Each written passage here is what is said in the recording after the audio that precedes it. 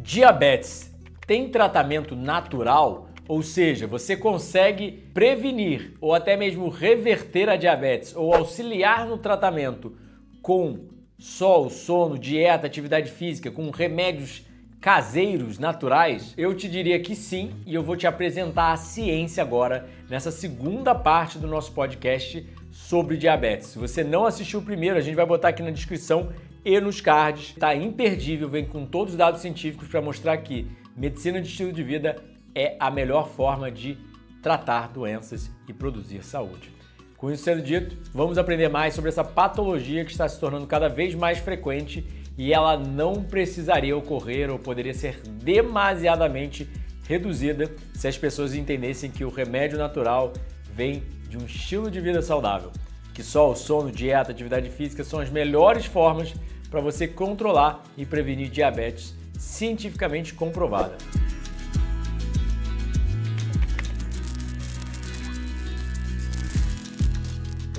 Vamos aprender mais sobre essa patologia que está se tornando cada vez mais frequente e ela não precisaria ocorrer ou poderia ser demasiadamente reduzida se as pessoas entendessem que o remédio natural vem de um estilo de vida saudável, que só o sono, dieta, atividade física são as melhores formas para você controlar e prevenir diabetes cientificamente comprovada. E se você quer entender mais realmente sobre a diabetes, ter acesso a esses artigos médicos científicos, referências para você procurar na internet, entender mais sobre a fisiopatologia ou até mesmo dar o livro para o seu médico ou nutricionista para ele ver as evidências científicas do que há de mais recente na literatura médica científica, eu recomendo demasiadamente. Eu acho que todo mundo deveria ler esse livro, mesmo sem ser diabético, porque vai te ajudar a prevenir. Se você já é diabético, vai te auxiliar drasticamente no tratamento. É uma leitura obrigatória, quase 200 páginas de dados científicos, de como você pode tratar em casa, no seu dia a dia, a sua diabetes. Então essa é a segunda parte da Masterclass de diabetes. E como esse artigo mostra, veganos têm, na verdade, mais sensibilidade à insulina, ou menos resistência insulínica, do que onívoros, né? É o que os estudos mostram em geral, né? Eles só estão citando. Então é um fato que o perfil nutricional de uma dieta baseada em plantas melhora consideravelmente o nosso metabolismo glicídico, do carboidrato. A gente sabe também por várias pesquisas, alimentos ricos em proteína também estimulam secreção de insulina, ou seja, na diabetes e qualquer tipo de doença, a gente não quer só manter a glicemia controlada, mas a gente também quer manter a insulina controlada. Por quê? Porque a hiperinsulinemia aumenta a incidência de câncer, aumenta a incidência de obesidade, entre outros fatores. Então, o que muita gente não entende, olha o que eles alegam. Adicionar uma grande quantidade de gordura a uma refeição rica em carboidratos aumenta a secreção de insulina, embora a resposta à glicose sérica é reduzida. Ou seja, carne, leite, queijo, ovos também induzem secreção de insulina. Podem não aumentar a glicemia de acordo com esses alimentos, né? Porque, por exemplo, leite tem um pouco de carboidrato, ovo também tem uma pequena ínfima quantidade, mas olha o que eles sugerem, uma dieta baixa em gordura, baseada em carboidratos não refinados, com relativo baixo índice glicêmico, pode melhorar a saciedade e auxiliar a perda de peso e até mesmo melhorar o controle glicêmico, porque essa pesquisa realmente não foi conduzida por aqueles médicos veganos das pesquisas prévias. Aí olha que interessante, essa pirâmide alimentar, que não é uma pirâmide, né, é um círculo alimentar do PCMR, do Physicians, o Comitê de Médicos por uma Medicina Responsável. Ou seja, eles sugerem que o primeiro passo na diabetes é remover, eliminar os produtos de origem animal. O segundo é limitar alimentos ricos em gordura, ou seja, óleos, alimentos fritos, remover esses alimentos e limitar azeitonas, abacates, nozes e sementes. Terceiro fator seria se alimentar de muita fibra, ou seja, consumir pelo menos 40 gramas de fibra ao dia, que é bem maior do que a média brasileira ou americana, né? Quarto fator seria favorecer alimentos de baixo índice glicêmico, ou seja, uma batata doce tem um menor índice glicêmico do que uma batata. Um morango tem menor índice glicêmico do que uma banana. E por último, suplementar com vitamina B12, como eles estão mostrando aqui. Claro, se você está numa dieta baseada em plantas, você precisa de suplementação de B12. E como esse artigo da Academia Americana de Pediatria sugere, exposição à proteína do leite de vaca na infância pode ser um fator importante na iniciação de destruição de células beta-pancreáticas. Ou seja, o que os artigos sugerem é que quanto mais cedo o leite de vaca é introduzido numa criança e quanto menos aleitamento materno ela tem, maior a incidência de diabetes tipo 1. E aí, como eles sugerem, evitar o leite de vaca, pelo menos nos primeiros meses de vida, reduz o desenvolvimento tardio, reduz o desenvolvimento mais lá na frente da diabetes tipo 1 ou atrasa em indivíduos suscetíveis. E aí, outro artigo publicado no American Journal of Clinical Nutrition mostrando uma grande correlação do consumo da proteína do leite e da incidência de diabetes tipo 1. E uma possível negativa relação observada com aleitamento materno até os 3 anos de idade. O que é isso? Não são estudos que provam causa e efeito. Eles analisam algo longitudinal, ou seja, eles pegam as pessoas e analisam por 10 anos, digamos assim. E aí eles mostram que as crianças que tiveram a introdução do leite de vaca mais cedo têm maior probabilidade de desenvolver diabetes tipo 1. As crianças que tiveram aleitamento materno, mamaram na mãe até os 3 anos de idade, têm menor incidência de diabetes tipo 1. Outra pesquisa mostrando os resultados suportam a hipótese que o leite de vaca contém algum fator que desencadeia o desenvolvimento da diabetes tipo 1, que é IDDM, diabetes mellitus dependente de insulina. Ou seja, a criança tomou leite materno agora, mas como essa pesquisa está mostrando, ela vai ter o desenvolvimento da diabetes tipo 1 10 anos depois, ou tomou leite de vaca, ou aleitamento materno, etc. Então não é uma coisa do presente momento, mas alimentos modulam nossa microbiota, nossos genes, nosso sistema imune, nosso metabolismo, nossos hormônios. Então são várias coisas funcionando e às vezes você pode não ver o malefício de ter um hábito agora, ou seja, consumiu açúcar, você não fica diabético da noite para o dia. Consumiu farinha, consumiu gordura trans, ficou sedentário. As doenças, obviamente, levam um tempo para desenvolver, mas a gente sabe que está fazendo mal ao organismo. E como eu sempre brinco, né? A Dona Thaís já falou no outro vídeo de podcast dela, sugiro você assistir, ficou bem legal o último podcast com ela, que ela estava tomando leite um dia e eu falei que eram secreções mamárias com pus. Aí como eu botei no slide, consumo de secreções mamárias de um ruminante e incidência de diabetes tipo 1. Olha esse gráfico aqui, que interessante. Mostra que o consumo de leite por litros por pessoa no ano em diferentes países, Dinamarca, Nova Zelândia, Japão e por aí vai, Grã-Bretanha, Estados Unidos. Quanto mais leite de vaca aquele país tende a tomar, maior é a incidência de diabetes tipo 1. O que muita gente não fala e que é literalmente o elefante na sala. Mas olha isso, toxinas do cozimento na carne aumentam a incidência de diabetes. Nossos dados indicam que o maior consumo de carne, especialmente de carne processada, aumenta o risco de desenvolver diabetes tipo 2 em mulheres. Esses compostos, incluindo nitratos e nitritos adicionados à carne, assim como uma variedade de aminas heterocíclicas e hidrocarbonetos policíclicos aromáticos formados na carne, especialmente quando é bem cozida. Esses compostos podem ser convertidos a N-nitrosaminas, que são tóxicos às células beta-pancreáticas. Ou seja, a carne processada não só é carne, mas ainda tem muitos químicos adicionados a ela. Então, a incidência de doenças crônicas com ela é consideravelmente maior nos estudos do que com qualquer outro alimento, como carne, etc. Entretanto, a carne vermelha também em si, quando cozida de forma na grelha, no churrasco, ela forma esses compostos, essas toxinas do cozimento, que são 420, mas aí são só 2 delas, né? São várias toxinas que são formadas no processo de cozimento. Mas essas aminas heterocíclicas e hidrocarbonetos policíclicos aromáticos são 2 das substâncias mais cancerígenas conhecidas pelo homem e também são correlacionadas também à patogênese da diabetes tipo 2. Ou seja, esses compostos tóxicos do cozimento são tóxicos às células beta-pancreáticas, ou seja, destrói as células que produzem insulina. O consumo de alimentos com alto conteúdo de nitritos e nitratos tem sido associado a diabetes tipo 1. Ou seja, não só diabetes tipo 2, mas diabetes tipo 1 também. Os subprodutos da glicação avançada, que provavelmente se você já viu aulas minhas sobre as toxinas do cozimento, você já ouviu falando deles, mas também os subprodutos avançados da peroxidação lipídica também são produzidos durante o cozimento, essas 2 outras toxinas, e também são associados à resistência insulínica e complicações diabéticas em animais e humanos. Ou seja, não é uma das toxinas do cozimento, não é só a toxina na carne, que a gente sabe que AIDS e alelos também podem ser formados em comida cozida das plantas, apesar de que bem menos, dependendo do tipo de cozimento, etc. Então, olha o que eles falam também. Carne vermelha também é uma fonte de gordura saturada, colesterol, proteína animal e ferro M. Certos tipos de gordura da carne vermelha pregam um importante papel no desenvolvimento da diabetes tipo 2. Ingestão de colesterol é positivamente relacionada a um elevado risco de diabetes. Porque como que você consome colesterol? Eis a grande questão. Os estudos, os profissionais da área de saúde tendem a separar as coisas. Mas a gente tem que sempre pensar num perfil nutricional. Porque quando você está comendo a carne, você não está comendo só o colesterol ou a gordura saturada, né? E aí, como eles estão falando, as toxinas do cozimento na carne, a gordura saturada, o colesterol, o excesso de aminoácidos, o ferro M, todos eles pregam uma parte na patogênese da diabetes, ou seja, no desenvolvimento dessa doença.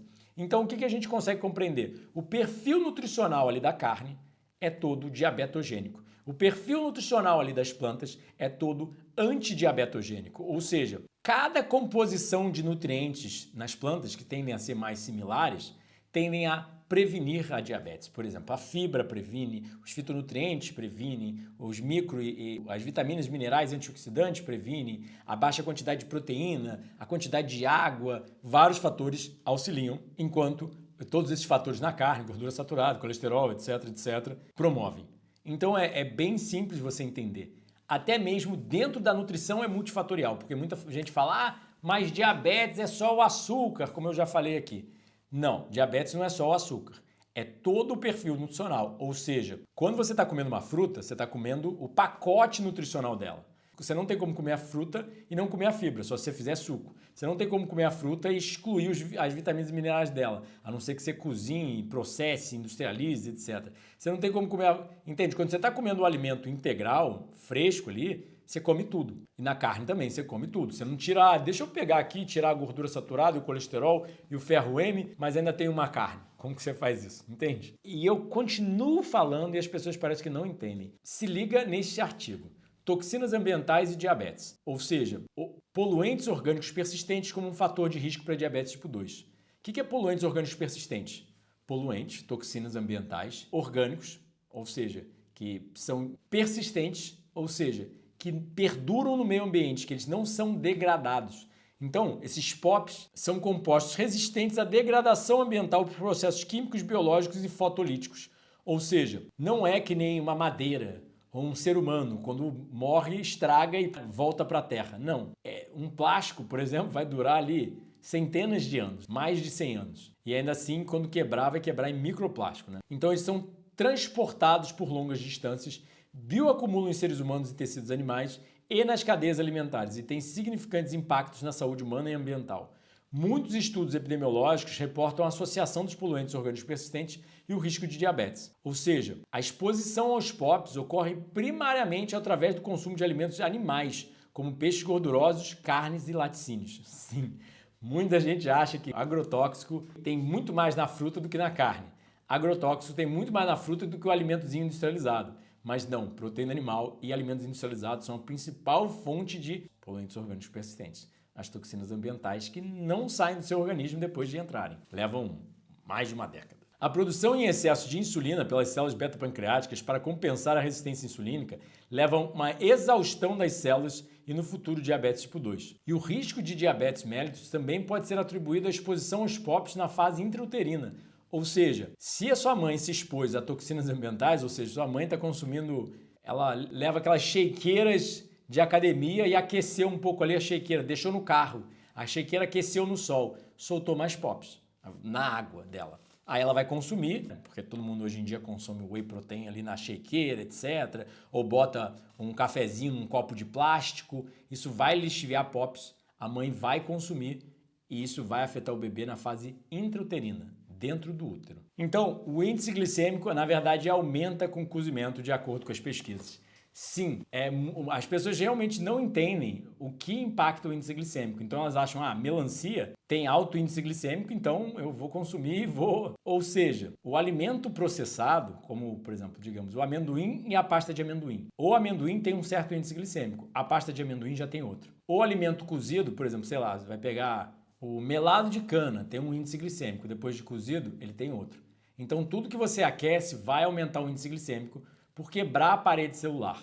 Então, por exemplo, olha como eles estão mostrando aqui. A forma física, quanto mais processado é o alimento, maior é o índice glicêmico. A aveia instantânea tem um índice glicêmico de 79, enquanto os flocos laminados de aveia, 55.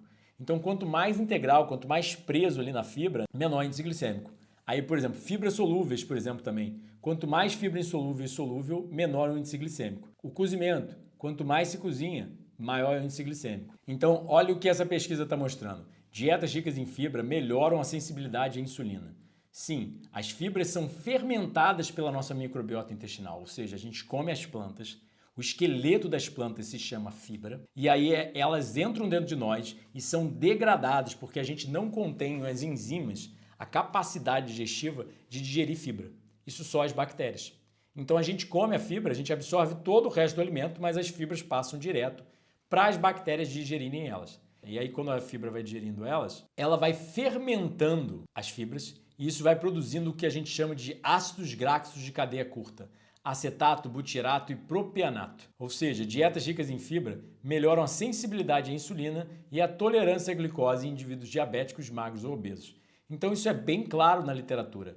Pessoas que comem mais fibras têm menos diabetes e complicações de diabetes. Então essa fermentação dessas fibras tem benefícios metabólicos, ou seja, reduzem o peso, auxiliam o controle glicêmico. São vários os pós-bióticos, ou seja, existe o pré-biótico, que é a comida da bactéria, ou seja, a fibra.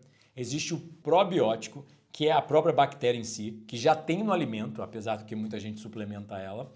E aí tem o pós-biótico, que é o cocô da bactéria depois de comer a fibra, ou seja, o que ela libera de subproduto da digestão da fibra acaba sendo utilizado pelo nosso organismo, que são o acetato, butirato e propianato, os ácidos graxos de cadeia curta, como são chamados. E tem inúmeras atividades biológicas do nosso organismo, uma delas é o controle do peso e o controle da glicemia. Então olha que interessante, devido à fibra, o organismo consegue fazer gliconeogênese intestinal. Sim, ele forma nova glicose através da fibra no intestino.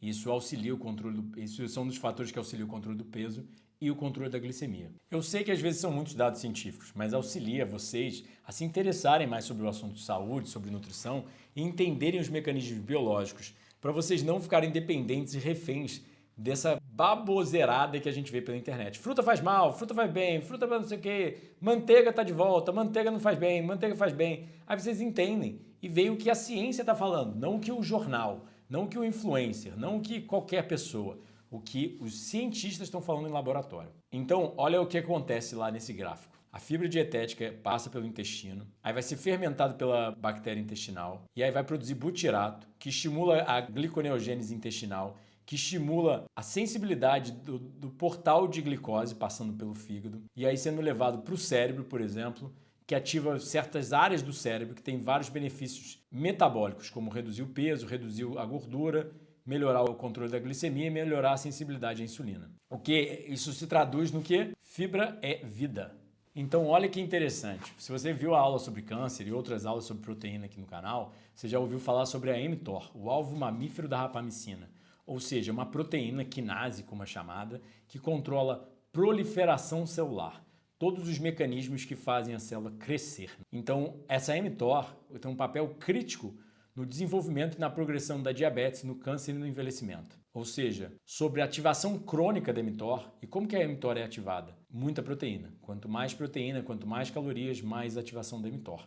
Então, o que as pessoas fazem hoje em dia? Elas comem muita caloria, muita proteína. E aí isso estimula a resistência insulínica e promove a acumulação de gordura. Estimulação excessiva da via da mTOR, excesso de alimentos, pode ser um fator crítico na epidemia de diabetes. Aí os cientistas, obviamente, muito inteligentes e muito bem intencionados em relação à indústria farmacêutica, né, falam que entender o papel da mTOR1 e mTOR2, o papel biológico, é crucial para o desenvolvimento de novas drogas que podem reduzir o envelhecimento e essas doenças correlacionadas ao envelhecimento. Ou seja, quando eles pensam numa via metabólica, eles não pensam, como que a gente come e vive de uma forma saudável que essa via metabólica seja desligada? Não, eles pensam, como que a gente vai produzir remedinhos para a indústria farmacêutica lucrar? Que é basicamente isso que eles estão falando. Né? Crônicos altos níveis de aminoácidos no sangue, como ocorre na obesidade, vão manter a mTOR em ativação. O único método natural disponível para atacar o envelhecimento é a restrição dietética, onde a ingesta calórica é reduzida de 10% a 50%. Restrição dietética, ou seja, que não é restrição dietética, é restrição calórica, né? Restrição dietética, quando eles usam esse termo, é para uma dieta mais saudável, né? Ou seja, tirou carne, tirou vários componentes e introduziu muita fruta vegetal. A restrição dietética parece agir principalmente pela inibição da mTOR. Olha, aí agora a gente começa a entrar no conceito de lipídio intramuscular e a lipotoxicidade. Olha que interessante. Nos anos 90, pesquisadores descobrem que desequilíbrios de gorduras pelo corpo causa desregulação da glicemia ao invés do contrário. Porque desde o início da diabetes, há 100 anos atrás, eles começaram a pensar que o problema da diabetes era o açúcar, era o carboidrato. Então eles só focavam no carboidrato, sem entender que o consumo de muita gordura vai desequilibrar as vias metabólicas e causar essa resistência insulínica. Então não é só consumir carboidrato que causa diabetes, mas também a gordura. Só a gordura, obviamente, não eleva a glicemia, porque a gordura no sangue não se torna açúcar, né? Você pode fazer até gliconeogênese e formar ela, mas ainda assim deu para entender. Então, o consumo da gordura, na verdade, pode não aumentar o açúcar no sangue, mas pode sim prejudicar toda a sinalização da sensibilidade à insulina. Olha lá. No meio de 1900, os pesquisadores começaram a examinar a diabetes por uma perspectiva mais lipocêntrica, ou seja, focada na gordura, ao invés de carboidratocêntrica, né? Ou seja, ao invés de ser focada no carboidrato.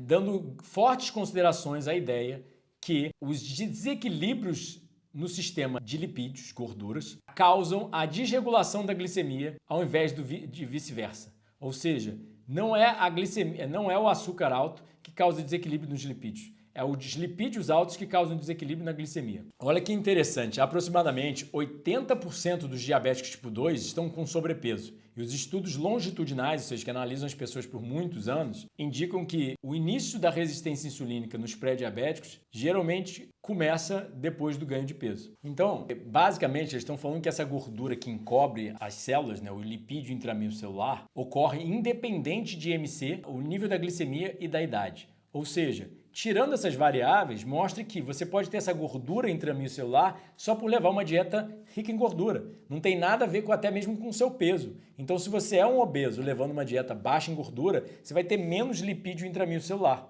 Que aí o que eles mostram esses estudos mostram uma grande correlação entre a síndrome metabólica, ou seja, o que é a síndrome metabólica? Hipertensão arterial, hiperglicemia, ou seja, muita pressão nas artérias, muito açúcar no sangue, excesso de gordura corporal, principalmente em volta da barriga, a gordura visceral, e níveis de colesterol anormais, que é basicamente o que a pessoa usual, aquela barriguinha de chope que nem eu via meu pai quando pequeno tendo. A pessoa não se exercita, ela come farinha, etc. Ela fica com aquela barriguinha de chope, que aquilo ali é um indício de síndrome metabólica. Provavelmente já tem alterações nesses fatores. A destruição das células beta-pancreáticas, das células que produzem insulina, pelos ácidos graxos, ou seja, a gordura que a gente come acaba ficando em excesso no sangue e auxiliando na destruição, na toxicidade às células produtoras de insulina, as beta-pancreáticas. E esse termo é chamado de lipotoxicidade, ou seja, lipo de gordura, toxicidade de toxinas. Então, muita gordura se torna tóxico e prejudica a diabetes. E por que eu estou trazendo isso e explicando tão por minúcias?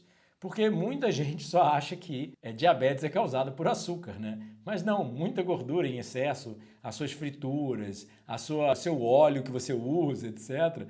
A gente tem que entender que seres humanos não foram feitos para rodar à base de gordura. A gente foi feito para rodar à base de carboidrato. Por isso, uma dieta rica em carboidrato e pobre em gordura a nível científico, a melhor para diabetes. Então, olha o que esse estudo está mostrando. Diabéticos sofrem de estresse oxidativo crônico e baixos níveis de enzimas antioxidantes de defesa.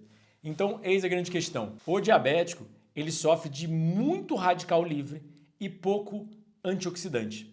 E como que isso acontece? Pessoas que comem poucos frutos e vegetais, poucos alimentos das plantas, porque, por exemplo, carne tem 65 vezes menos antioxidantes do que alimentos das plantas.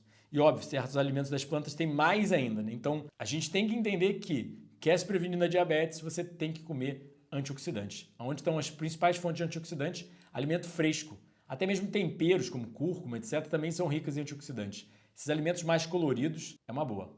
O que eles estão falando? Os pacientes diabéticos tipo 2, sobre constante estresse oxidativo, sobre muito radical livre com baixo antioxidante, acaba sua alta glicemia, aumentando os radicais livres nas células beta, lá no pâncreas, e acabam reduzindo as enzimas de defesa de antioxidantes dessas ilhotas, onde ficam essas células. Então, olha que interessante. Vamos agora para alimentos. Deficiência de selênio é correlacionada a diabetes tipo 2. E aonde é a maior fonte de selênio na natureza?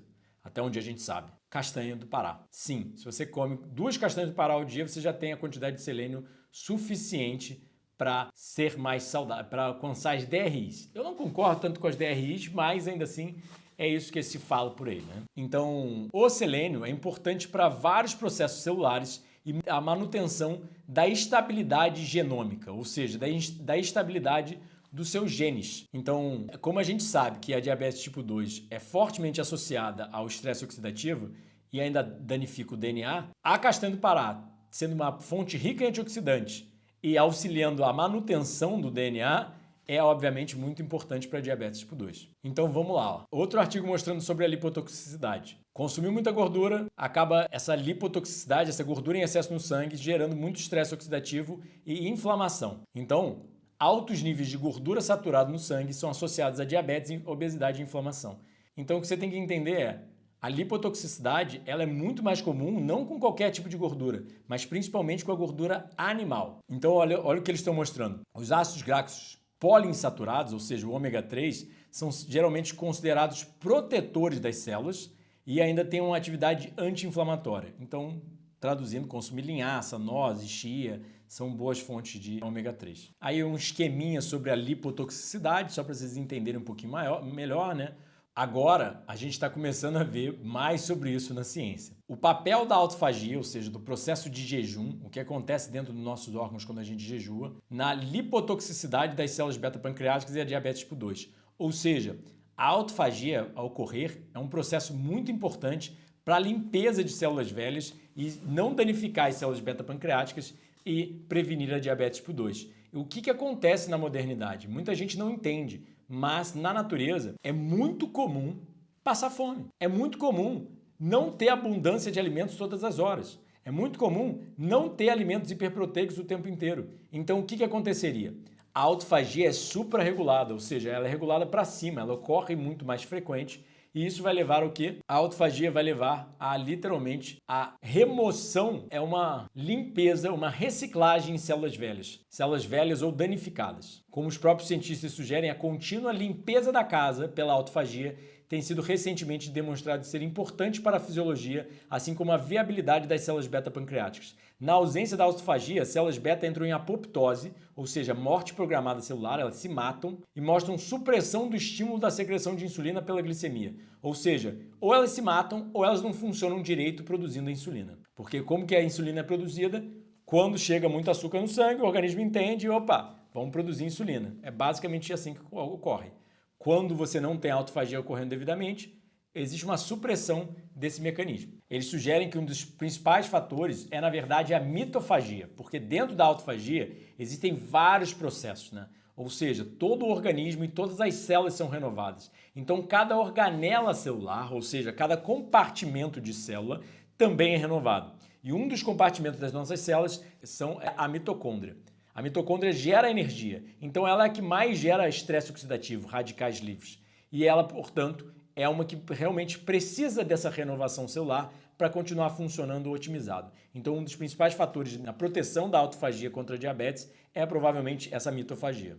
Ou seja, por mais que esteja o açúcar no seu sangue, a insulina não é secretada quando a autofagia não está equilibrada. Então, é como se o organismo não captasse que tem a glicose ali para botar para dentro da célula. É muito interessante. E muita gente não considera a autofagia como algo importante, ou seja, reduzir a ingestão proteica aumenta a autofagia. Reduzir a ingesta calórica aumenta a autofagia. Sono aumenta a autofagia. Atividade física aumenta a autofagia. Então não é só o jejum, mas as pessoas levam muito pouco em consideração que seres humanos na atualidade comem de 2 em 2 horas, 3 em 3 horas. É muito frequente, muita comida e muita proteína e muita caloria e pouco micronutriente, que os fitonutrientes, por exemplo, também ativam a autofagia. Então, como eles falaram, por que a autofagia é tão importante para a homeostase das células beta? Enquanto é possível que a autofagia em geral é crucial para a função das células beta, evidências apontam para a mitofagia, ou seja, a autofagia da mitocôndria. Então vamos lá, a autofagia é é comer a si mesmo, do grego. E quando a gente fala de autofagia, a gente está falando de microfagia e macrofagia. Ou seja, existem fagias dentro do compartimento da célula, dentro do órgão, existe autofagia pelo corpo inteiro. Então eles dividem os processos dentro da célula, na célula, no tecido, no órgão, ou seja, a gente está falando de fisiologia, né? A gente tem uma célula, um tecido, um órgão, um sistema. É mais ou menos assim que é dividido, se eu me lembro bem da faculdade. Então, a autofagia, e aí tem a mitofagia, que seria a autofagia da mitocôndria. Ou seja, é uma pequena limpeza ali dentro da usina de força da célula. Ou seja, dentro do compartimento da organela celular, como a gente chama, que gera energia, o ATP, a moeda de energia que nós usamos para viver, né? Então, devido aos mecanismos de regulação da secreção de insulina, de acordo com a glicemia, que não funcionam devidamente quando a autofagia não ocorre e assim acumulando radicais livres e prejudicando seu funcionamento. A conclusão é que o aumento na autofagia em resposta aos lipídios serve como um mecanismo de proteção contra a lipotoxicidade. Ou seja, isso é muito importante a gente entender. Quando a gente vai comer muita gordura, a gente vai ficar com o desequilíbrio de gorduras e isso se torna tóxico no sangue. Mas quando você tem um equilíbrio nesse processo de autofagia, não fica comendo o tempo inteiro e esses outros processos que aumentam a autofagia, você pelo menos limpa essa gordura e protege as células beta-pancreáticas e essa secreção de insulina para acontecer. Eu sei que pode ser muita fisiologia, anatomia, bioquímica, muita ciência por trás. Mas eu tenho que trazer aqui um mecanismo mais educativo, mais elucidativo para vocês. Por uma simples razão. Se eu não educá-los, vocês ouvem por aí, fruta causa diabetes. Ou diabetes é só dieta. Ou diabetes, gordura não tem problema para diabetes. E aí vocês caem, porque vocês não têm noção dos artigos médicos científicos. Eu, diferente de praticamente todo mundo aqui no YouTube, eu apresento o artigo e interpreto o artigo na frente de vocês. Ou seja, se você quiser debater, não é comigo.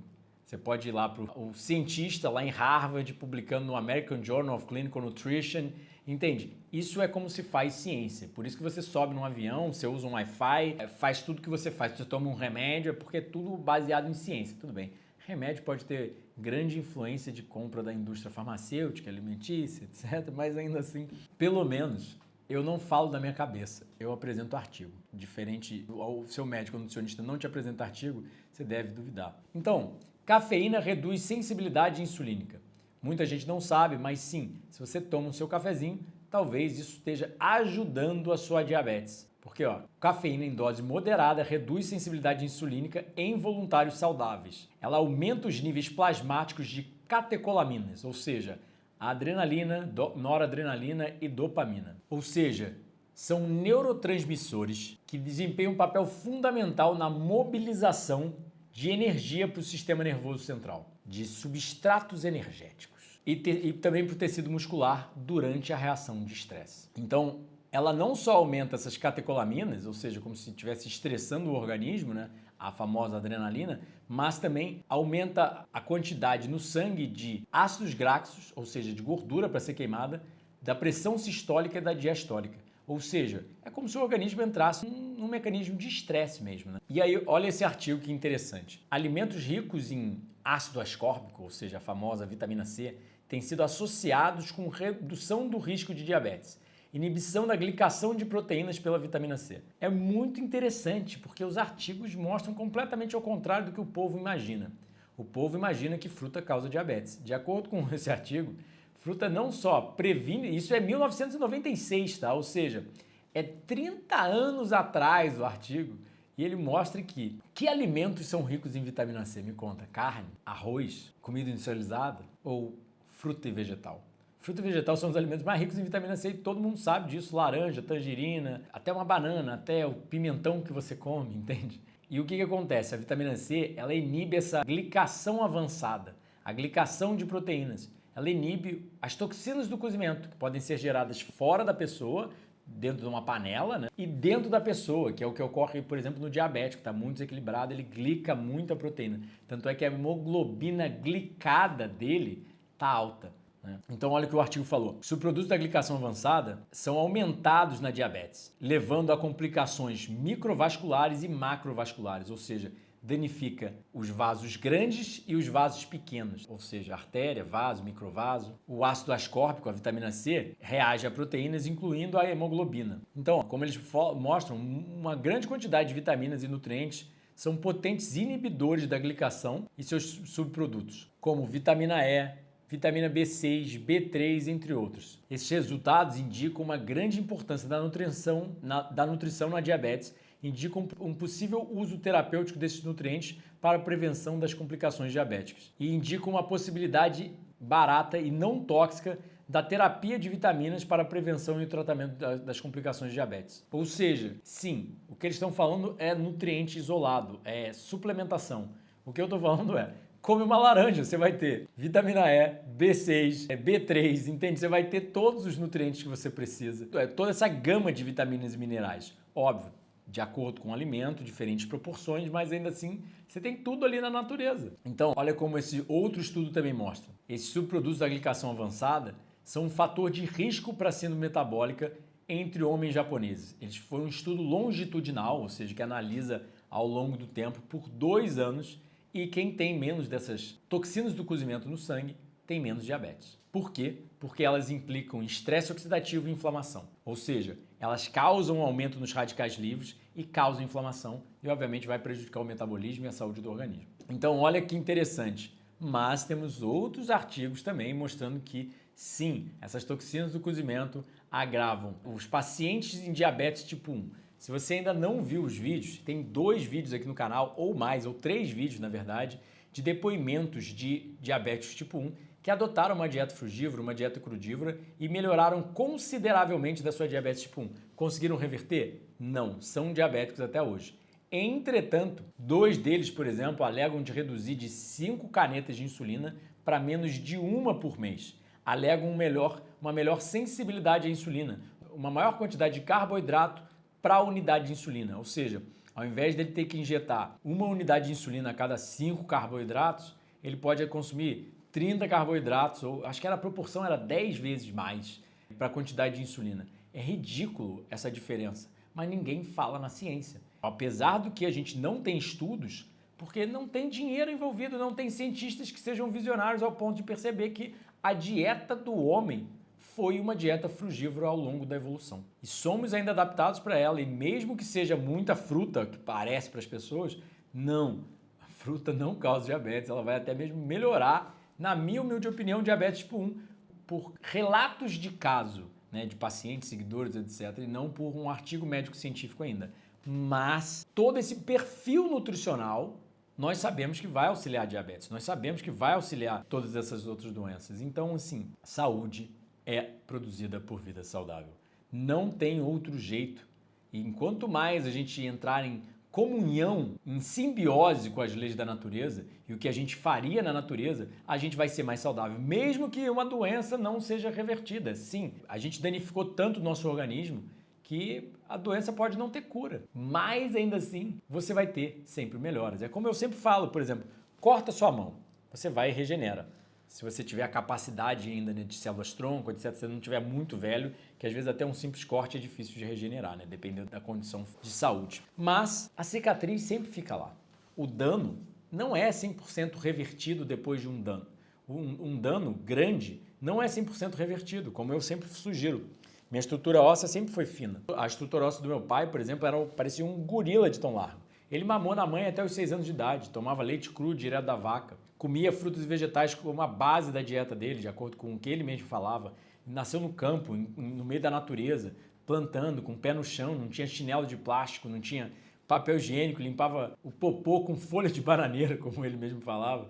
Entende? Então, assim, com tudo isso, existe uma modulação de genes, microbiota, hormônios, metabolismo, tudo é adequado para funcionar, fazer a máquina humana funcionar no seu mais otimizado funcionamento. Então, sim, na minha humilde opinião, diabetes tipo 1 tem que continuar tomando insulina, mas ele consegue melhorar muito o controle da doença dele se ele aplicar a ciência da saúde na vida dele. A vida é realmente saudável.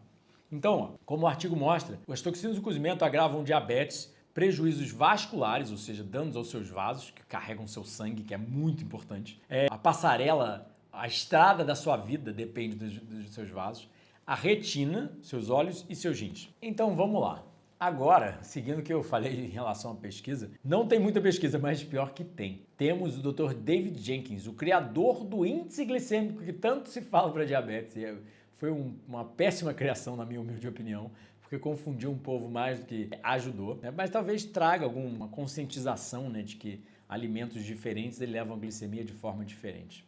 Então talvez seja bom para o público. Mas ainda assim causou muita confusão, mas ele publicou com a equipe dele uma pesquisa, um nome de O Jardim do Éden, implicações para a prevenção de doenças cardiovasculares. Ou seja, nós sabemos que doença cardiovascular mata em torno de 38% da população mundial, ou seja, é a doença que mais mata no mundo. Muita gente não sabe, mas um ataque cardíaco é widowmaker, como se fala do inglês, fazedor de viúvas. Por quê? Porque ele pode te atacar e o primeiro sintoma que você tem é a morte. Ou seja, muita gente que morre de ataque cardíaco não sabe que tinha uma cardiopatia, não sabe que tinha uma doença do coração. Ela simplesmente sofre e cai morta. Então é muito importante a gente entender como prevenir ela, porque realmente a gente poderia prevenir quase 40% da população mundial morrendo. Então vamos lá. O que criacionistas, olha o que ele falou, o que criacionistas chamam de Jardim do Éden ocorreu provavelmente até o final do que os evolucionistas chamam de Pleistoceno. O conceito bíblico do certo e do errado, do mal e do bom, presumivelmente significam uma falta do incentivo de fazer o fogo ou de utilizar ferramentas de metal. É especulado que as dietas eram comidas cruas e, consequentemente, amido era ausento da dieta humana. David Jenkins, eu te amo.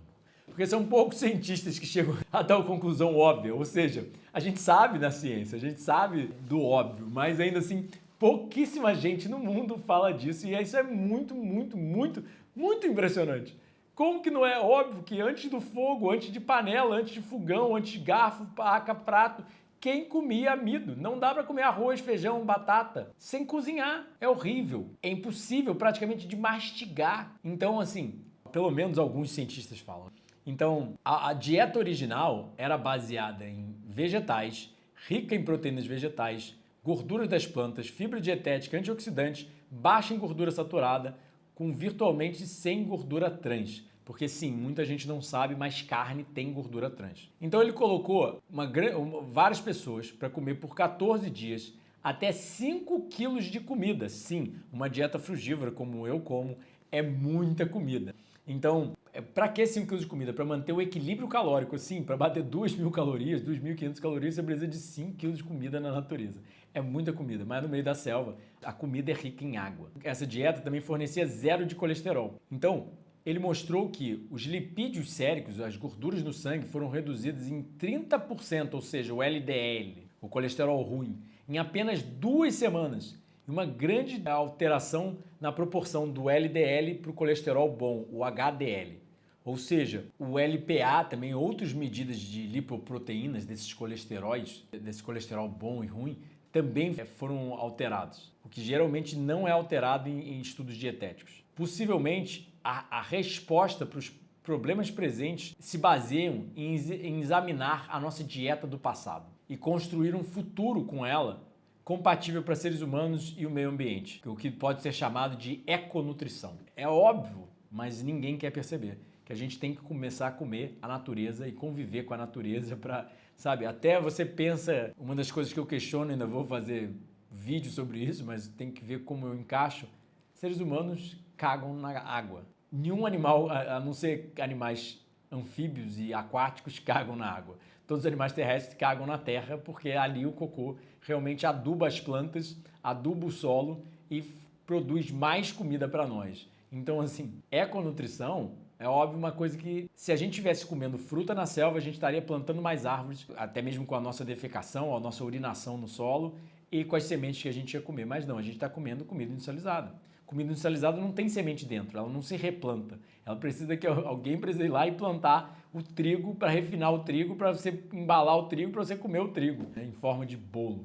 Então, assim, é muito bizarro que pouca gente perceba, mas o Jenkins fez esse estudo, e fez esse estudo agora também que eu vou mostrar aqui, que ele comparou dietas frugívoras, dietas neolíticas e dietas da Associação Americana do Colesterol. Ou seja, ele botou as pessoas em 3 grupos diferentes e mostrou que todas as 3 dietas melhoravam esse perfil de cardiopatia, ou seja, melhoravam a doença cardiovascular. Só que a dieta usual da Associação Dietética do Colesterol, que é carnes magras, aquela mudança bem suave da dieta moderna, melhorou um pouco. A dieta neolítica, ou seja, a dieta rica em amido, a dieta que a gente começou a levar 10 mil anos atrás, a dieta vegana usual, né, saudável, whole foods, plant-based, como é chamado, alimentos integrais baseados em planta, o arroz e feijão ali, a batata, reduziu uma quantidade moderada de colesterol, etc. Melhorou mais ainda do que a dieta usual, é mais saudável. E a dieta frugívora foi a melhor de todas as três para melhorar essa cardiopatia. Então é óbvio que tudo funciona, mas tudo funciona de acordo com quanto você muda. Se você muda um pouquinho, melhora um pouquinho. Se você muda muitão, como eu fiz essa mudança 18 anos atrás, melhorou muitão. E é basicamente isso, porque senão as pessoas que comem comida cozida não estariam vivas.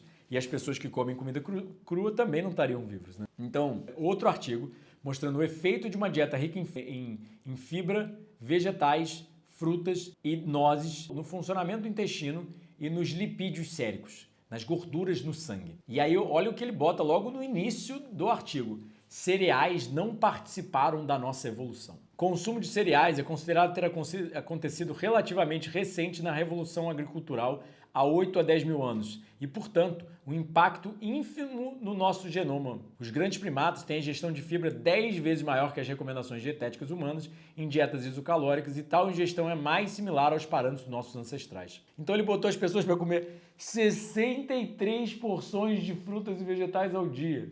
Ou seja, imagina comer uma porção, é tipo uma banana, por exemplo. É muita comida, é muita comida. 2.500 calorias. Durante a era Miocena, que acabou há 4 milhões de anos, é consenso que a dieta dos nossos ancestrais era rica em fibras e bem similar à dos primatas grandes da atualidade. Ou seja, não! Dieta paleolítica não é científico. Olha que interessante. As pessoas acham que a dieta paleolítica era comer muita carne, mas como ele está mostrando, até relativamente recente, né? Mas até à frente do Mioceno a gente sabe que ainda não tinha mudado para a carne. Né? Então o efeito muito significante de uma alta ingestão de frutos e vegetais nos lipídios no sangue e nos efeitos laxativos, ou seja, ele mostrou os maiores movimentos intestinais da literatura, as maiores defecações, os maiores cocôs que já foram passados num estudo dietético foram com uma dieta baseada em frutos e vegetais. Porque quando você come 5 kg de comida por dia, com fibra, digamos que você caga bastante. Parece um cavalo. Então, os dados apoiam um aumento no consumo desses alimentos, ou seja, frutas, vegetais e nozes, em seu efeito a longo prazo na saúde do cólon e cardiovascular. Aí um terceiro artigo, na verdade, onde ele mostrou a diabetes tem início após a agricultura. O que a gente comia antes da agricultura? A gente comia que nem chimpanzés na selva, comendo basicamente frutos e vegetais. Então, se ele está alegando que diabetes a nível científico começava depois da agricultura, foi quando a gente começou a comer amido e proteína animal, não foi a da fruta que causou. Então, como ele mostra, o gibão se separou do nosso clado há 20 milhões de anos, orangotangos há 15 milhões de anos.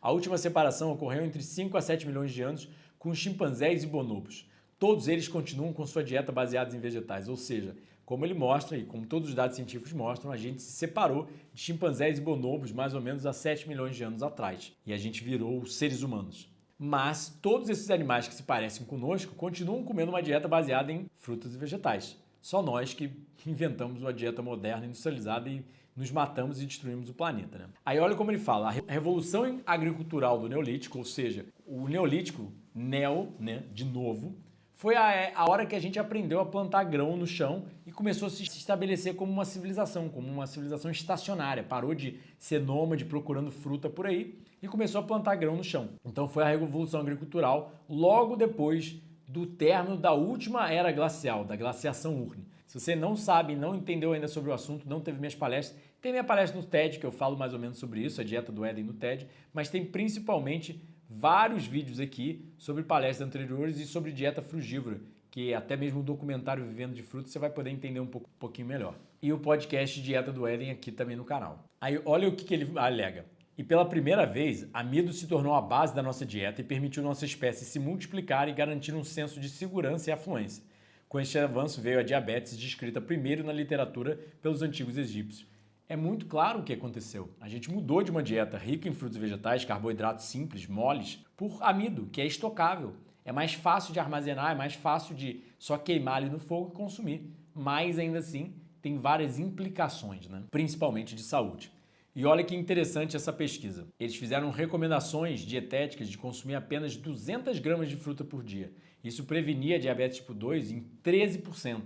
E lembra, pessoal, 13% para 2 porções de frutas, sem se preocupar com atividade física, sol, sono, dieta, é muita coisa, porque a pessoa podia comer um monte de outras besteiras, mas só incluir 2 frutas ao dia. É impressionante como a coisa funciona. Então, alguns mecanismos biológicos que o consumo de fruta previne a diabetes tipo 2, ou seja, a associação inversa, como a gente chama na ciência, ela previne o ganho de peso ou obesidade, que é um fator bem estabelecido para diabetes tipo 2. Frutas são pobres em energia e ricas em fibra, o que promove a sensação de saciedade e previne o consumo excessivo de alimentos hipercalóricos, resultando na perda de peso.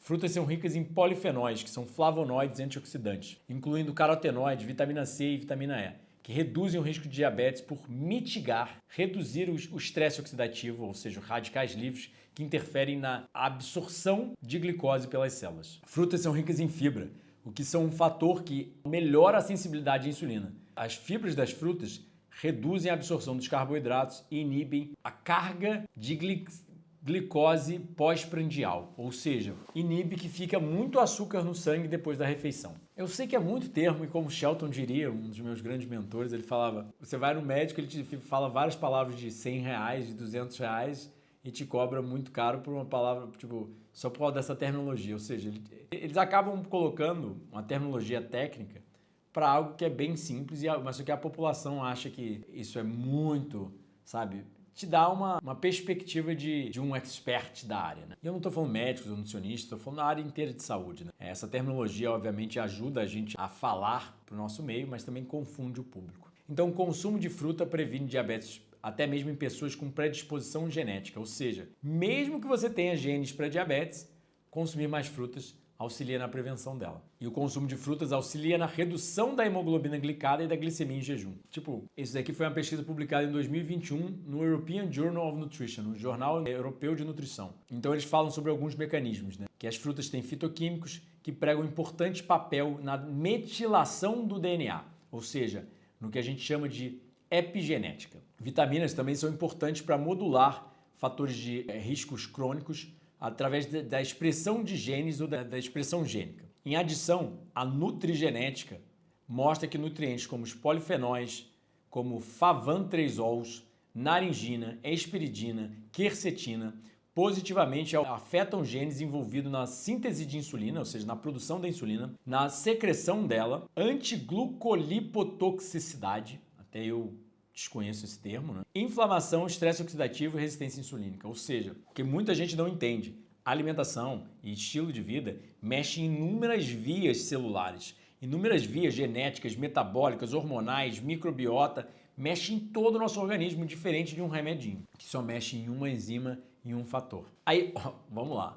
Artigo publicado no PLOS ONE mostrando ingestão de fruta e incidência de diabetes tipo 2. Uma revisão sistemática e uma meta-análise. Ou seja, alguns artigos já atrás eu já mostrei também que eram meta-análises e eu não comentei. Uma meta-análise é um estudo em cima de vários estudos. Então é muito importante a gente perceber que uma meta-análise tem um potencial de ser o mais científico possível, o mais certo até onde a gente sabe na ciência, muito grande, porque é um estudo em cima de muitos estudos. E se 10 estudos mostram isso, quem que você vai ouvir falar? O médico ali da esquina ou o nutricionista da esquina falando que suco de fruta causa diabetes? Ou a meta-análise que foram dezenas, centenas de cientistas analisando um fator e mostrando que aquilo é verídico ou não. Então, essa meta-análise mostrou que suco de fruta não aumenta diabetes, o que aumenta diabetes é suco de fruta com açúcar refinado. Então, olha que interessante aqui, jejum intermitente auxilia a redução do peso, a redução da glicemia, a redução da insulinemia, a redução da resistência insulínica, a redução dos níveis de leptina, o hormônio da saciedade, e aumento do hormônio da adiponectina, um hormônio importante para o metabolismo. Então, comer de 3 em 3 horas, de acordo com o estudo, é pior. E isso ainda tem muita gente que questiona, mas como o artigo mostra, jejum intermitente é um possível tratamento efetivo e não medicamentoso para diabetes tipo 2. Estudos mostram que os pacientes foram capazes de reverter sua necessidade por terapia de insulina, ou seja, por injetar insulina, durante o protocolo de jejum intermitente supervisionado pelos seus médicos. Ou seja, se seu médico estivesse te supervisionando para fazer um jejum intermitente, talvez você não estaria usando insulina. Aí, ó, um gráfico do artigo: remédios farmacêuticos aumentam os níveis de insulina para controlar a glicemia, aumentando os problemas ciclo de hiperinsulinemia e lipogênese. O que eles estão querendo dizer com isso? Os remédios usuais, a injetar insulina, etc., vai aumentar a sua insulina no sangue. Mas muita insulina no sangue é a pior coisa que tem. Fato, muita insulina vai ajudar a colocar a glicose para dentro da célula, porque você está resistente insulínico. Ou seja, ao invés de pegar 20 unidades de glicose para uma de insulina e conseguir botar para dentro da célula, você vai precisar de 2, 3 unidades de insulina para 5 de glicose, 6 de glicose, eu estou chutando. Mas ainda assim, porque você está resistente insulínico. Então, seu corpo acaba produzindo mais insulina do que precisa. E a gente sabe que isso causa hiperinsulinemia, ou seja, aumenta a incidência de câncer, aumenta a incidência de todo tipo de problema. A gente quer pouca insulina no sangue. Aí, o que os remédios fazem? Aumentam muito a insulina para botar a glicemia para dentro da célula. Eles não revertem a resistência insulínica, que é o problema. Eles só geram outro problema, que aí leva um ciclo de hiperinsulinemia e lipogênese. O que é lipogênese? Geração de novo lipídio. Gênese, de gerar, criar nova gordura. Então, o que acontece? Quando você está com a insulina alta, você está em modo de armazenamento. É o oposto do jejum, que está com a insulina baixa e o glucagon alto. Então, o que acontece? Quando você está com a insulina alta, aumenta a incidência de câncer, aumenta a incidência de obesidade, sobrepeso, porque ele está ali no modo de acumulação. A gente tem que estar sempre no modo de jejum, na verdade, na natureza. A gente tem que passar muito mais da nossa vida no modo de jejum para estar sempre limpando ao invés de acumulando. A diabetes é uma doença caracterizada pela desordem de insulina e a maioria dos tratamentos farmacêuticos para essa doença promovem o aumento da insulina para controlar a glicemia. Isso leva ao ganho de peso, maior resistência insulínica, aumento dos níveis de leptina, ou seja, do hormônio da saciedade, e redução dos níveis de adiporectina, ou seja, desequilibra todo o organismo, e é só você entender um pouquinho mais nesse gráfico. Aí olha lá, pessoas magras podem desenvolver diabetes e doença cardiovascular, assim como obesos metabolicamente saudáveis. Magros não são saudáveis metabolicamente, têm mais alto risco de diabetes, doença cardiovascular e mortalidade. Ou seja, muita gente é falso magro. Ela parece magra, mas ela tem muita adiposidade, incluindo mais distribuição da gordura abdominal e dislipidemia, ou seja, desequilíbrio da gordura, do que pessoas saudáveis e que indivíduos saudáveis metabolicamente. Ou seja, não é só ser magro, é também ter músculo que eles estão querendo sugerir. Então, esse artigo mostrando o impacto das nozes na diabetes e no risco de diabetes. Quem consome 30 gramas de nozes 5 vezes por semana tem 25% a menos de chance de desenvolver diabetes. 30 gramas, é um punhadinho. 5 vezes na semana não é nem todo dia. Você já reduz drasticamente a diabetes, mesmo sem alterar o resto da dieta, entende? É muito impactante. Imagina que é aquela redução de 13% com 2 porções de fruta, mais um punhadinho de nozes. Aí já dá 38%, 37%. É muito. Nozes têm muitos benefícios nutricionais, ricas em gorduras mono e polissaturadas, fibras, vitaminas, minerais e fitonutrientes. Os estudos indicam que indivíduos que comem nozes regulares têm um risco reduzido de doença cardiovascular e diabetes. Em 84 mil mulheres, no estudo de saúde das enfermeiras, o consumo de nozes é inversamente associado ao risco de desenvolver diabetes, ou seja, protege, após ajustar para múltiplas variáveis de confusão, incluindo peso corporal e ingestão de componentes dietéticos. Ou seja, eles tiraram todas as variáveis, fizeram as mulheres terem hábitos idênticos, mas só de umas incluírem um pouquinho de nozes e outras não incluírem as nozes, já tinha essa diferença na diabetes. E olha o que os pesquisadores mostraram. A maioria dos estudos mostram que o aumento do consumo de gordura trans e saturada prejudica a sensibilidade insulínica, ao mesmo tempo aumentando o consumo de mufas e pufas, gorduras monoinsaturadas e poliinsaturadas, melhora a sensibilidade insulínica. E aí a gente vai para o radical do radical. Esse artigo mostra uma mulher que chegou num hospital africano alegando que vivia há 12 anos primariamente de fruta. E aí eles fizeram testes na mulher para ver o que está acontecendo, né? Exames bioquímicos, testes físicos. É engraçado que o mundo moderno, quem vive de fruta e vegetal é estranho, é radical e a gente precisa fazer testes. Quem vive de comida industrializada, cheeseburger todo dia, fuma, bebe, dorme tarde. Não precisa fazer teste não, só faz teste quando você está doente. Então, exames bioquímicos, testes físicos, desde flexibilidade, força, perfeitos nessa mulher, mesmo depois de 12 anos vivendo primariamente de frutos, indicando saúde excelente. Então o que eles fizeram? Pegaram os voluntários da tribo Bantu, uma tribo africana, vivendo e botaram para viver por períodos extensos de uma dieta consistindo basicamente de frutas. A dieta foi planejada para 2.400 calorias, 50 gramas de proteína e 650 miligramas de cálcio, para não faltar nada. Eu não concordo tanto com isso, mas melhorias no desempenho físico, disposição e resistência, podendo praticar esportes intensos. Ou seja, as pessoas da tribo Bantu tiveram melhorias no desempenho físico, tiveram maior quantidade de defecação e urinação.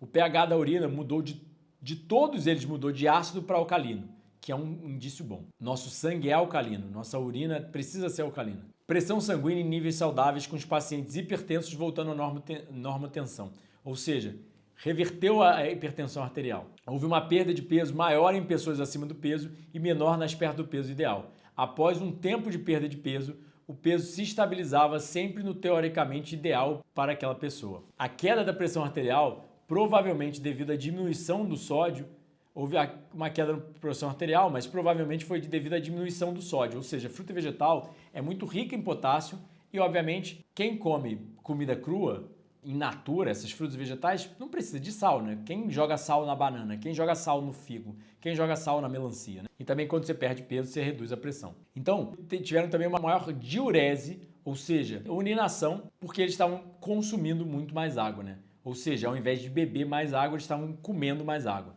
que é a mesma coisa que eu relato. Maior quantidade de defecação e urinação numa dieta frugívora. Aí, depois de um ano, eles fizeram outra pesquisa e colocaram as pessoas 24 semanas na dieta de frutas e conduziram análises bioquímicas. Ou seja, mostraram que as pessoas tiveram melhoria na tolerância à glicose e na insulinemia, testes para diabetes, no lipidograma, ou seja, colesterol e triglicerídeos, proteínas plasmáticas normais e saudáveis, ou seja, as proteínas no sangue estavam tudo normal. Mesmo com dietas baixas em proteína, 7,5% das calorias vindo da proteína, que é uma dieta bem baixa em proteína, eles não desenvolveram hipoproteinemia, baixa proteína no sangue. E apesar de consumirem apenas proteína vegetal, os níveis séricos de albumina até mesmo aumentaram. E baixos níveis são correlacionados à desnutrição ou doenças hepáticas ou renais, ou seja, eles não estavam desnutridos e nem doentes. O fornecimento de aminoácidos essenciais estava adequado mesmo na frugívora de 10 anos, ou seja, mesmo ela que estava vivendo há muito tempo assim, não tinha alterado. Então, tiveram uma redução significante nas gorduras e mesmo ela que consumia uma dieta rica em gordura, essa mulher consumia muita castanha, abacate, etc., mesmo assim, os lipídios estavam normais. Mesmo ela consumindo muito carboidrato, muita frutose, muita gordura. Então, os indivíduos ficaram perfeitamente bem na dieta e com a dieta. Ou seja, foi de fácil adoção. E como eles citam um outro pesquisador de proteína, o Scrimshaw, o homem mediano, levando uma vida muito ativa fisicamente, requer uma ingestão proteica menor que 30 gramas de proteína. A OMS alega 56 para um homem de 70 quilos. Todo mundo, no mundo atual, deve comer pelo menos mais 80 gramas de proteína ao dia e tem pessoas como fisiculturistas, pessoas de academia, etc., que consomem 200 gramas ou mais de proteína ao dia. A gente questiona as recomendações usuais. Você sabe que dá para viver com 30, menos? Que eu não estou recomendando isso, mesmo jovem, com muita atividade física, tendo em vista que a ingestão calórica total seja adequada para que a proteína não seja necessária para propósitos calorigênicos e que a proteína seja de boa qualidade. Ou seja, muita gente não entende, mas se você levar dieta rica em proteína e não consumir carboidrato, você acaba tendo esse propósito calorigênico, ou seja, gliconeogênese. O corpo quebra proteína, quebra gordura para transformar em caloria. Então não adianta ter uma dieta muito rica em proteína se você não tem carboidrato ali, porque você vai usar muito dessa proteína para gerar carboidrato. E uma hora a conta vem, como o Murilão, nosso cameraman, editor de vídeos aqui, falou. Consumir muita proteína sobrecarrega rins, fígado, sobrecarrega toda a nossa fisiologia, aumentando a incidência de doenças, como já tem vídeo sobre isso aqui no canal. Sugiro você assistir alguns vídeos ou o nosso último podcast de câncer, onde eu mostro os dados científicos aumentando a incidência de câncer, aumentando mortalidade em até 4 vezes no caso de câncer. Aí, olha que interessante esse estudo, no Jornal de Hepatologia em 2013, mostrando que a ingestão diária de frutose industrial e não da fruta é um fator de risco metabólico e a severidade da fibrose de fígado em pacientes com hepatite crônica. Não existe artigo mostrando que a frutose da fruta causa esteatose hepática. Existem artigos mostrando que a frutose industrial do xarope de milho causa, também tem vídeo sobre isso aqui no canal. Então a gente sempre tem que considerar artigos científicos. Porque faz toda a diferença estar na ciência, porque opinião pessoal, opinião profissional, ou seja, todo leigo tem sua opinião pessoal, todo profissional da área de saúde tem sua opinião profissional, mas isso na escala de evidência, na hierarquia de evidência, numa pirâmide de evidências a nível científico, é um valor muito baixo. Então eu nunca testei uma dieta baseada em frutos e vegetais, uma dieta baseada em plantas num paciente meu e nunca vi os desfechos clínicos disso. Nunca estudei sobre o assunto. Como que eu vou poder comentar sobre isso, entende? É o que muita gente não percebe por aí em volta, nos canais do YouTube, Instagram, etc., você vê muita opinião, até profissional, mas é opinião. Você não vê o embasamento científico, você não vê os artigos, você não vê o que realmente é falado na ciência. E olha esse artigo no British Medical Journal, um dos maiores jornais médicos científicos do mundo. Até 2014, eles sugeriram que foi a mais larga revisão sistemática e meta-análise de ingestão de fruta e vegetal e o risco de diabetes tipo 2. Ou seja, a mais larga revisão no assunto sobre tudo que tem e meta-análise é um estudo em cima de muitos estudos, como eu já falei. Então, assim, é um estudo muito confiável, muito embasado no que há de mais recente na ciência, publicado num jornal respeitado por cientistas renomados. Então, assim, é um embasamento muito forte para o consumo de fruta vegetal na diabetes tipo 2. E olha o que eles sugeriram. Nós investigamos a relação de dose-resposta entre o consumo de fruta vegetal e o risco de diabetes tipo 2. Ou seja, dose-resposta. Quanto mais eles consumiam, qual a resposta que eles tinham. E eles sugeriram que maior ingestão de frutos vegetais folhosos é associado com uma redução significante da diabetes tipo 2. E também é minha opinião pessoal, profissional e meu empirismo, porque eu mesmo na época, quase 18 anos atrás, eu estava diabético e eu reverti a minha diabetes comendo muita fruta vegetal. Ela não piorou, ela só melhorou. E meu controle glicêmico, depois de quase 18 anos vivendo numa dieta crua baseada em frutos vegetais, é perfeito. Hemoglobina glicada, glicemia em jejum, glicemia pós-prandial, todos os parâmetros mostram que apesar de eu comer 3 kg de fruta no almoço, 2 kg de fruta no almoço, a glicemia está controlada. E aí, voltamos para artigos mostrando o impacto da autofagia na patofisiologia da diabetes mellitus, ou seja, o impacto da autofagia, comer a si mesmo, o processo de jejum, né, o processo de limpeza, patofisiologia, a fisiologia da doença da diabetes. E olha o que eles estão mostrando. Persistentes altas concentrações de glicemia, e isso é muito importante a gente entender, tá, pessoal? A glicemia alta não é um problema, ou seja, quando você comer, você vai estar com glicemia alta. Quando você comer carboidrato, e a base da dieta humana ao longo da evolução foi a base de carboidrato. Então o carboidrato não é vilão, a glicemia alta não é vilão. O problema é a glicemia alta constante após a refeição, ou seja, ela tem que subir lentamente e reduzir rapidamente, entre aspas, né? Não pode ficar alta muito tempo e não pode subir muito rápido. Então, concentrações altas persistentes de glicose leva a desequilíbrios na capacidade antioxidante, resultando um dano pelo estresse oxidativo, um dano de radicais livres em excesso. Uma antecipada consequência da autofagia danificada, prejudicada, ou seja, você pode não conseguir fazer autofagia como a gente já tinha conversado.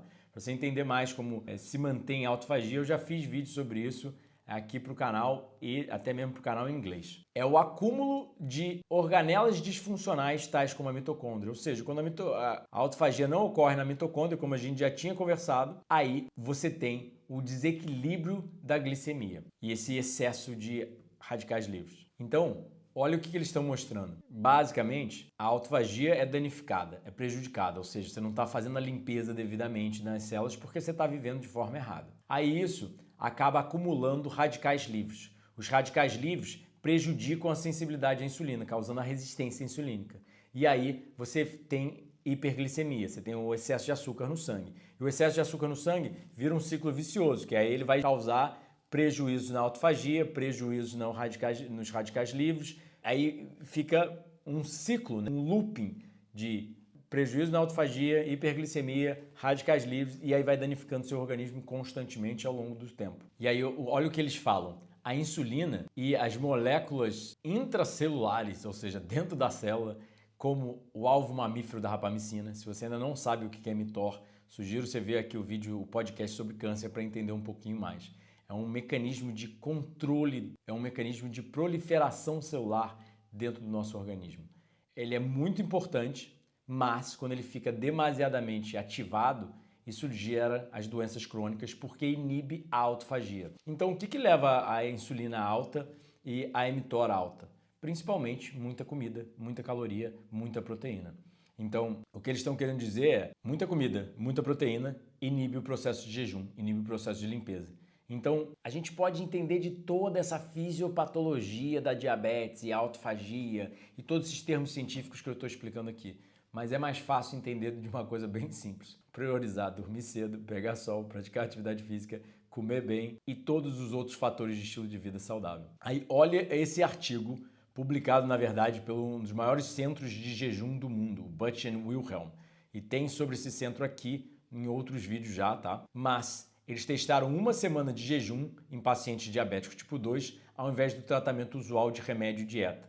Eles mostraram uma melhora considerável na qualidade de vida do paciente, pressão, circunferência abdominal e pequenas melhorias na insulina e hemoglobina glicada. Foram 46 participantes e eles não jejuaram à base de água de uma forma higienista, né? Ou seja, o jejum no Butch and Wilhelm é diferente, consumindo até 300 calorias ali por dia de chá com um pouquinho de mel, etc. Bem suave a ingesta calórica, a gente não acha que é o ideal perante o higienismo, mas já é um quase jejum. E aí olha outro artigo, né, mas não foi no Butch and Wilhelm, mostrando jejum prolongado na diabetes tipo 1.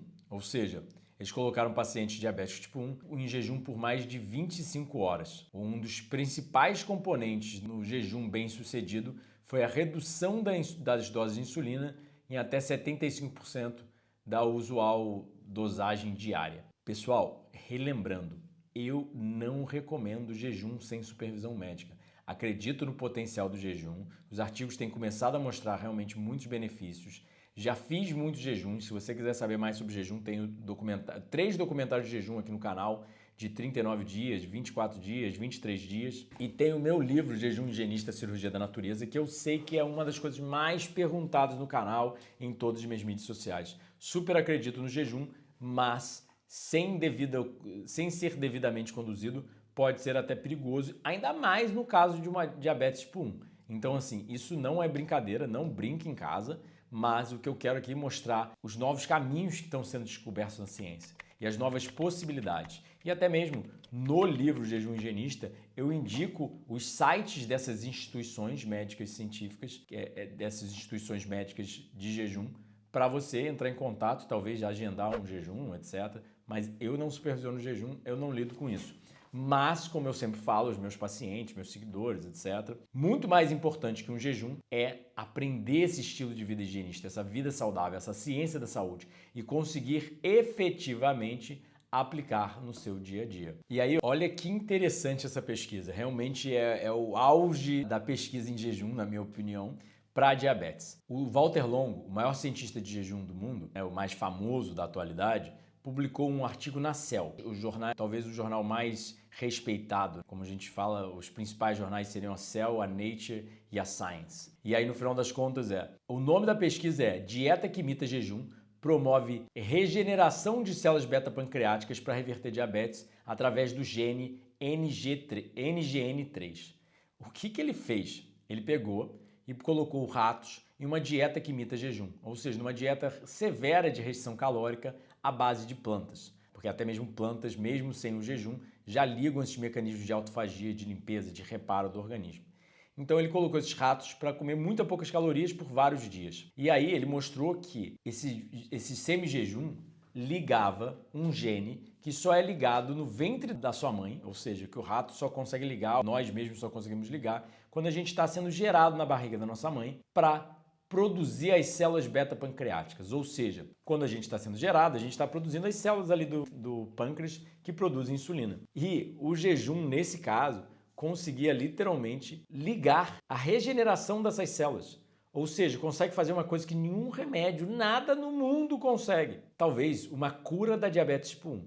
Não estou sugerindo que já tenha dados clínicos o suficiente, isso é uma coisa inicial, etc. E não tem pesquisa sendo financiada pela indústria.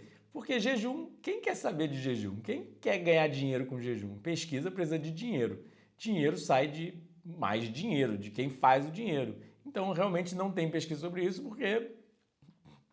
Mas, ainda assim, ele mostrou que ele não só testou em ratos, ele testou em seres humanos também, como você pode ver nesse gráfico aqui, ó, e até os highlights, os destaques da pesquisa, etc.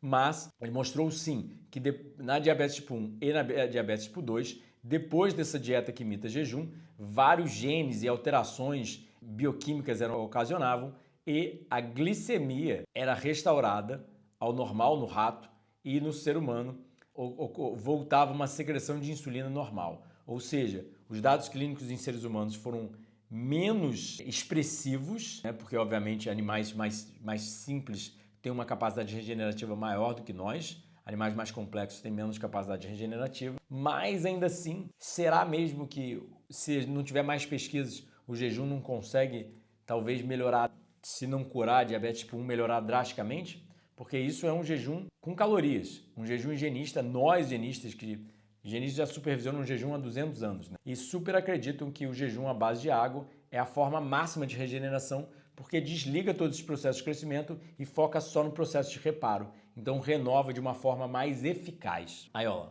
outro artigo mostrando que as toxinas do cozimento geram inflamação e estresse oxidativo, causando resistência insulínica e, portanto, diabetes. Olha que interessante, olha o que eles fizeram. Eles alimentam ratos, 2 grupos de ratos, com a mesma dieta. Só que um grupo de ratos tem mais toxinas do cozimento, o outro tem menos. E no final das contas, só as toxinas do cozimento, a única diferença nesses grupos de ratos, acabam levando a resistência insulínica e a diabetes. Então sim, o cozimento gera o que a gente chama de AGEs, subprodutos da glicação avançada, do inglês Advanced Glycation End Products. E outra substância que é menos conhecida, mas ainda assim também é formada, os Advanced Lipo-Oxidation End Products, os ALELs, os subprodutos da lipooxidação avançada. São pró-oxidantes e pró-inflamatórios, ou seja, eles geram essa oxidação, esses radicais livres em excesso que prejudicam o organismo e geram inflamação, que são as 2 principais causas de todas as doenças crônicas. Eu vou tentar botar aqui na descrição e nos cards, mas se você procurar aqui inflamação e estresse oxidativo no canal, tem vídeo sobre explicando como funciona. Então, essas 2 alterações levam à resistência insulínica. Aí os próprios cientistas falando, ó, essas reações se originam exogenamente, ou seja, fora, durante o processo de aquecimento do alimento e se incorporam ao nosso corpo após a absorção intestinal, ou seja, eles se alojam em certos tecidos. Como a gente sabe, os AGEs estão em alta concentração, por exemplo, no cérebro, no tecido cancerígeno e por aí vai. Altos níveis de AIDS aumenta até mesmo o COVID. Mas ninguém fala disso, né? E esse estudo do PLOS ONE é um dos maiores estudos que eu já vi até hoje para mostrar que fruta realmente ajuda na diabetes. Eles estudaram, na verdade, durante 7 anos, 500 mil de chineses. E os chineses que consumiam mais frutas tinham menos incidência de diabetes. Os que já eram diabéticos e consumiam mais frutas tinham menos complicações da diabetes. E fruta não era associada à hiperglicemia. Ou seja, quem come muita fruta não ficava com a diabetes, né? Traduzindo aqui, como o Murilo falou, nosso editor e cameraman falou, quem come mais fruta é mais protegido da diabetes e mais protegido das complicações da diabetes. Ou seja, desenvolve menos a diabetes e sofre menos com ela, basicamente. E para diabéticos, consumir frutas mais de 3 vezes na semana reduziu o risco de morte e mortalidade por todas as causas e complicações diabéticas comparados que comem menos de 1 vez por semana. Ou seja, menos doença e morte por todas as causas, não só por diabetes não, tá? Então a fruta não só protegia de diabetes no estudo, mas protegia de câncer, doença cardiovascular, entre outros. E eu fico triste, é bizarro profissionais da área de saúde poderem falar mal de uma coisa tão natural e não pagarem o preço das péssimas recomendações, das recomendações até mesmo criminosas de falar mal de um alimento que não tem dado na literatura de malefícios, só tem dado na literatura de benefícios. Aí as pessoas recomendam industrializados, recomendam suplementos, recomendam remédios, recomendam carne, mas te botam medo de fruta, o alimento de Deus criado para nós. Então, esse estudo mostrou que uma dieta baseada em plantas, ou seja, arroz, feijão, batata, frutos e vegetais, castanhas, reduzem a necessidade de medicamentos. Ou seja, polifarmácia, como é o termo científico, quem toma muitos remédios, aumenta a incidência de doenças e morte, ou seja, quem toma muito remédio morre mais cedo e mais doente. E os estudos têm mostrado que quem come plantas tem menos incidência de polifarmácia e, portanto, menos incidência de doença e morte. Aí, olha o que o estudo mesmo mostra, tá? Dietas ricas em gordura animal e alimentos processados são um importante fator de risco para o desenvolvimento da diabetes. E que gordura saturada e trans tem efeitos prejudiciais na glicemia, no controle da glicemia e na sensibilidade à insulina. E quase finalizando, olha esse estudo. Dieta crua previne os AIDS. A dieta crua previne a formação dessas toxinas do cozimento. Então é muito importante a gente entender que não só o alimento cru, ele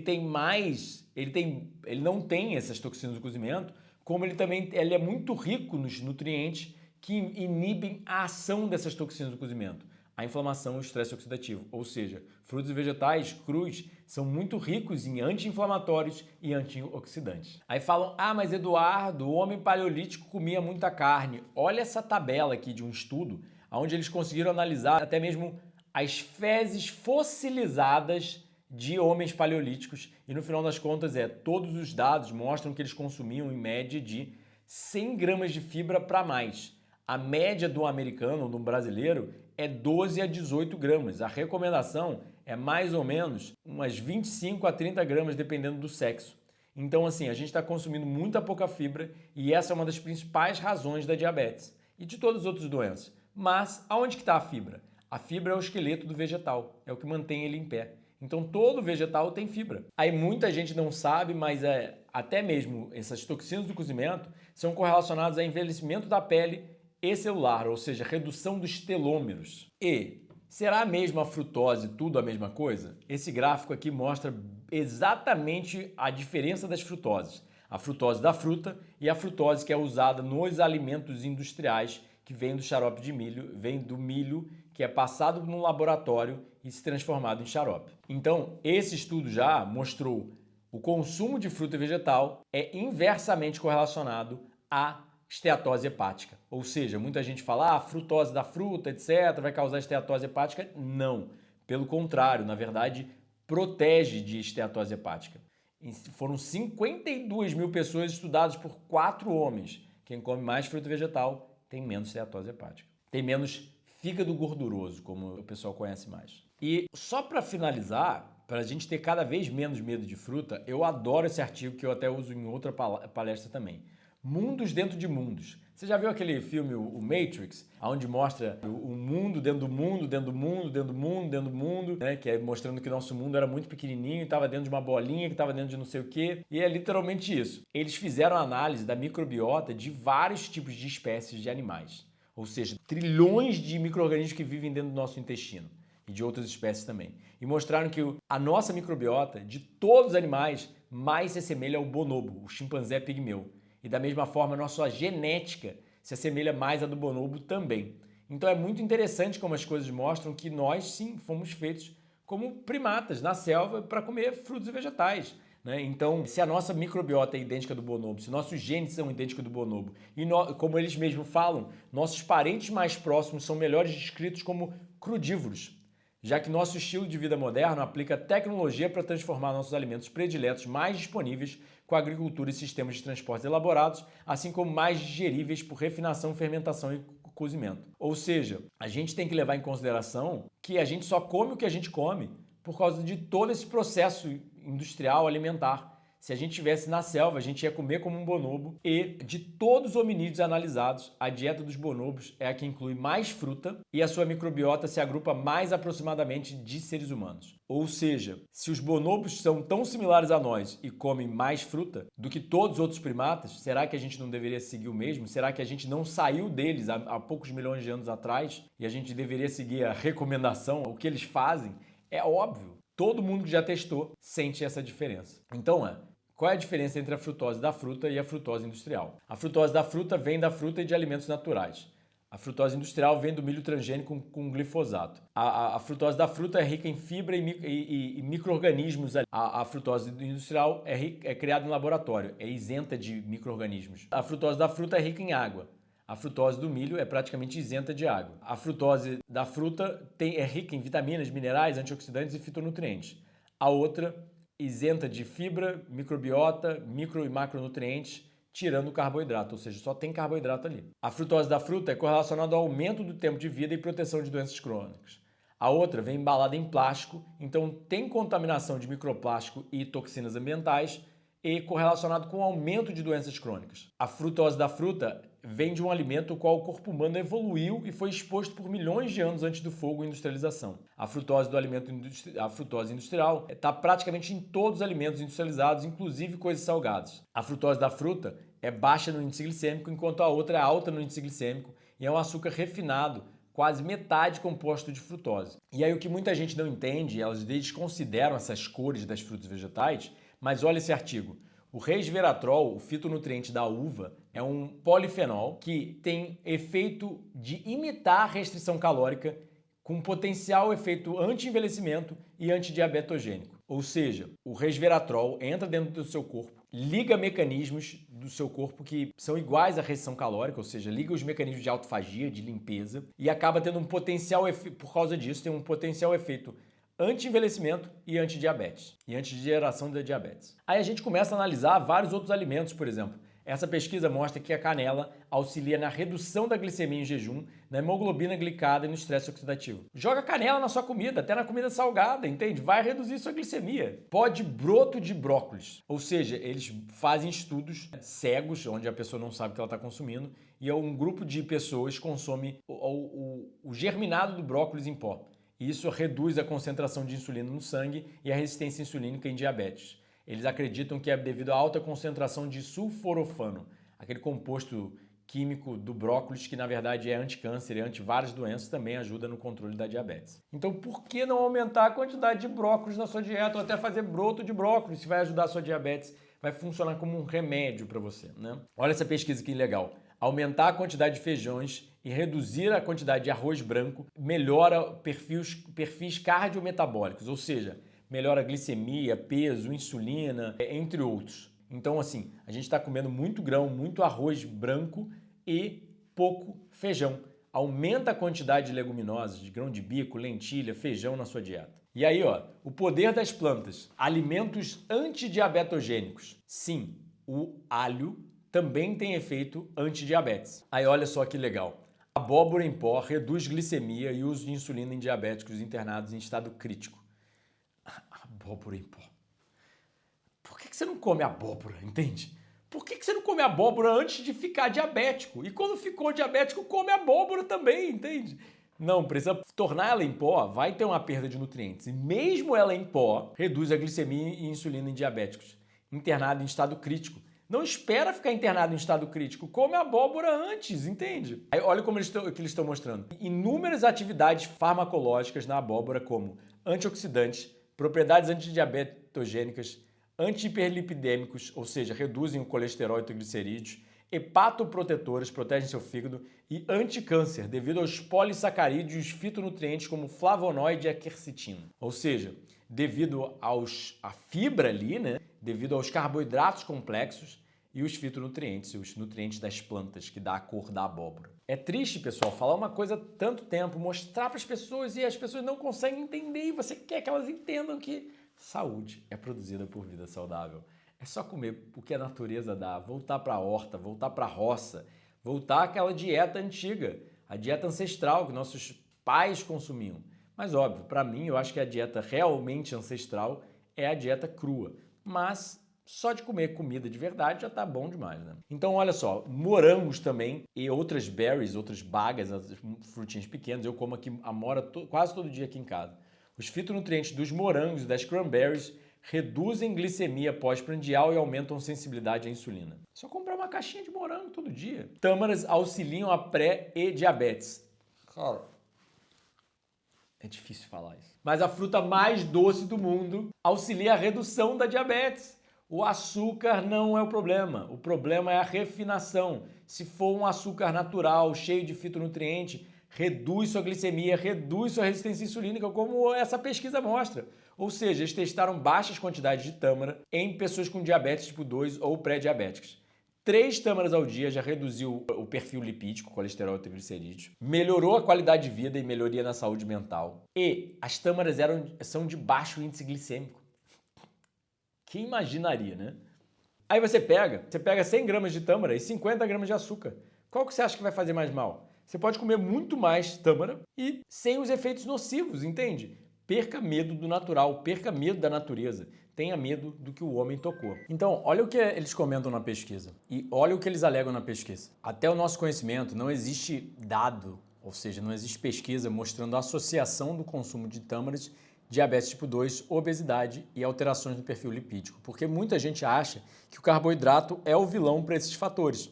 Mas, como eles estão mostrando, não existe dado. O carboidrato refinado é o vilão para esses fatores. O carboidrato fresco, natural, cheio de vitaminas e minerais. Então, tâmaras, por causa são ricas em fibra e conteúdo fenólico, ou seja, fitonutrientes, pregam um papel importante na prevenção de doenças crônicas como doenças cardiovasculares, aterosclerose, hipertensão, diabetes tipo 2. E esse é o primeiro estudo, ou seja, o estudo é de 2020, e eles alegam que esse é o primeiro estudo que mostra que tâmaras não afetam, ou seja, não aumentam a diabetes, não prejudicam ela e, na verdade, ajuda. É muito impressionante como levou até 2020 para ter um estudo de tâmara em diabetes. Ou seja, os cientistas estão tendo dinheiro, estão tendo recursos e incentivos para estudar remédio. Mas para estudar os remédios naturais, a criação da natureza, não tem. É um absurdo isso, ao meu ver, a nível científico, porque a gente sabe que isso influencia muito. Por que não tem mais estudos e não tem mais recomendações de tâmaras para diabéticos? Porque o governo não subsidia, ao invés de subsidiar remédio, subsidia uma alimentação mais saudável, com mais tâmaras para as pessoas saciarem a vontade de doce e terem mais nutrientes e mais saúde e longevidade. Então, antes da gente terminar, eu vou falar sobre alguns estudos de caso, como é no estudo de caso do Rob Barbaro aqui, esse Mindful Diabetic Robin. Ele é diabético tipo 1 e já há quase 20 anos também é frugívoro. E ele tem um dos livros, ele tem um best-seller junto com Kiros Kambata, que também é um diabético tipo 1 e também é frugívoro. Então os dois se tornaram diabéticos tipo 1 há mais de 20 anos atrás, adotaram o frugivorismo e alegam melhor controle das suas dietas comendo dietas ricas em carboidrato, ou seja, melhoria na sensibilidade à insulina, redução da necessidade de uso de medicamentos como a insulina, melhoria na proporção de carboidrato para a insulina que ele tem que usar, ou seja, essas canetas, né, de insulina que são usadas hoje em dia, escolhe a quantidade de gramas de insulina e você vai injetar na pessoa, você vai se injetar. Com uma dieta frugívora, eles alegam que eles injetam muito menos insulina para muito mais gramas de carboidrato. Isso sugere que eles estão menos diabéticos, ou seja, a complicação da diabetes está muito menor, eles estão muito mais saudáveis.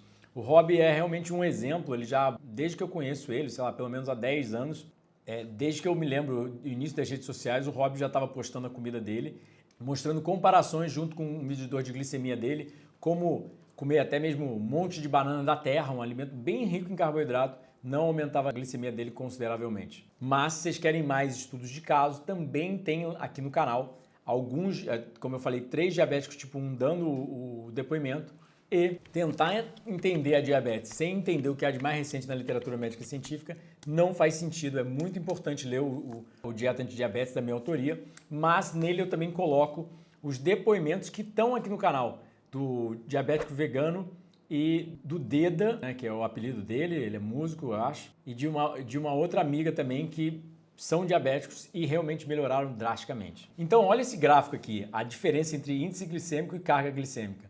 A carga glicêmica é o índice glicêmico dividido por 100 versus carboidratos líquidos, carboidrato e fibra. Ou seja, o que as pessoas erram é que elas focam no índice glicêmico. E, na verdade, o índice glicêmico não compara banana com banana, compara banana com laranja. Não tem uma comparação boa. A gente tem que entender que, vamos lá, analisando os 2 alimentos com o mesmo índice glicêmico, melancia e croissant. No caso da melancia, apesar do índice glicêmico ser 70, a carga glicêmica é 4 em 120 gramas do alimento. Ou seja, olha aqui, ó, melancia e o croissant também é índice glicêmico 70, mas a carga glicêmica é 34 em 120 gramas. Então, o que muita gente não entende é, elas na diabetes, elas só pensam no controle da glicemia. Mas o controle da glicemia vai ser relativo à resistência insulínica, que vai ser relativo à saúde metabólica. O quanto você está inflamado, o quanto você está oxidado, parâmetros genéticos, parâmetros de autofagia da mitocôndria. São milhares de parâmetros que fogem do exame sanguíneo. E aí o que o diabético faz? Ele olha glicemia em jejum, glicemia pós-prandial, hemoglobina glicada, ou o médico dele fala, olha, caramba, que preocupação. Mas eles não estão olhando o todo. Numa floresta, a gente não pode olhar só uma árvore, a gente tem que olhar todas as árvores. Não sei se vocês conhecem a brilhantíssima história indiana dos 5 cegos e o elefante. Eles pegaram 5 cegos e pediram para eles descreverem o elefante. E cada cego tocou em uma parte do elefante. Então um cego tocou no rabo, outro cego tocou na pata, outro cego tocou na tromba, outro cego tocou na barriga. E todos eles tentaram descrever o elefante. E é exatamente isso que acontece com os profissionais da área de saúde na atualidade e até mesmo o público leigo.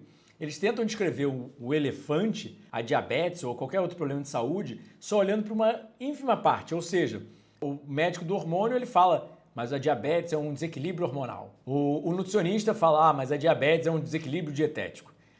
O médico ortomolecular fala que a diabetes é uma questão genética e precisa suplementar. O outro médico, cada um fala o que vê e fala o que estuda e não compreende que é um todo. Se você não corrigir dieta, atividade física, sol, sono, não adianta ter a melhor dieta possível, mas você dormir muito tarde, jantar muito tarde, não praticar atividade física, que aí a resistência insulínica vai acontecer também.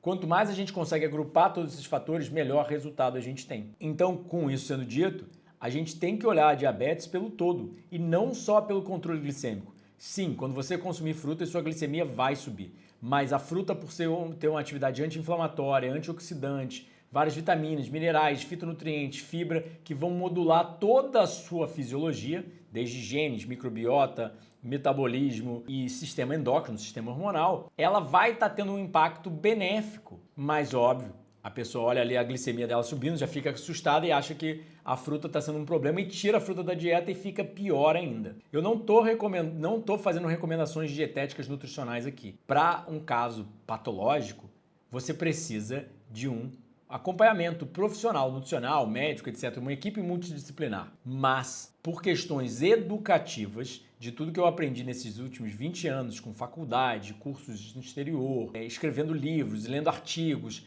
foi muito aprendizado, eu estou compartilhando conhecimento aqui que eu acho que não tem realmente em nenhum outro lugar na internet. Mas você deve aplicar somente com acompanhamento profissional. Mas ainda assim, ninguém nunca morreu por comer uma fatia de brócolis. Ninguém nunca sofreu um AVC por comer um pouquinho de melancia ou um morango.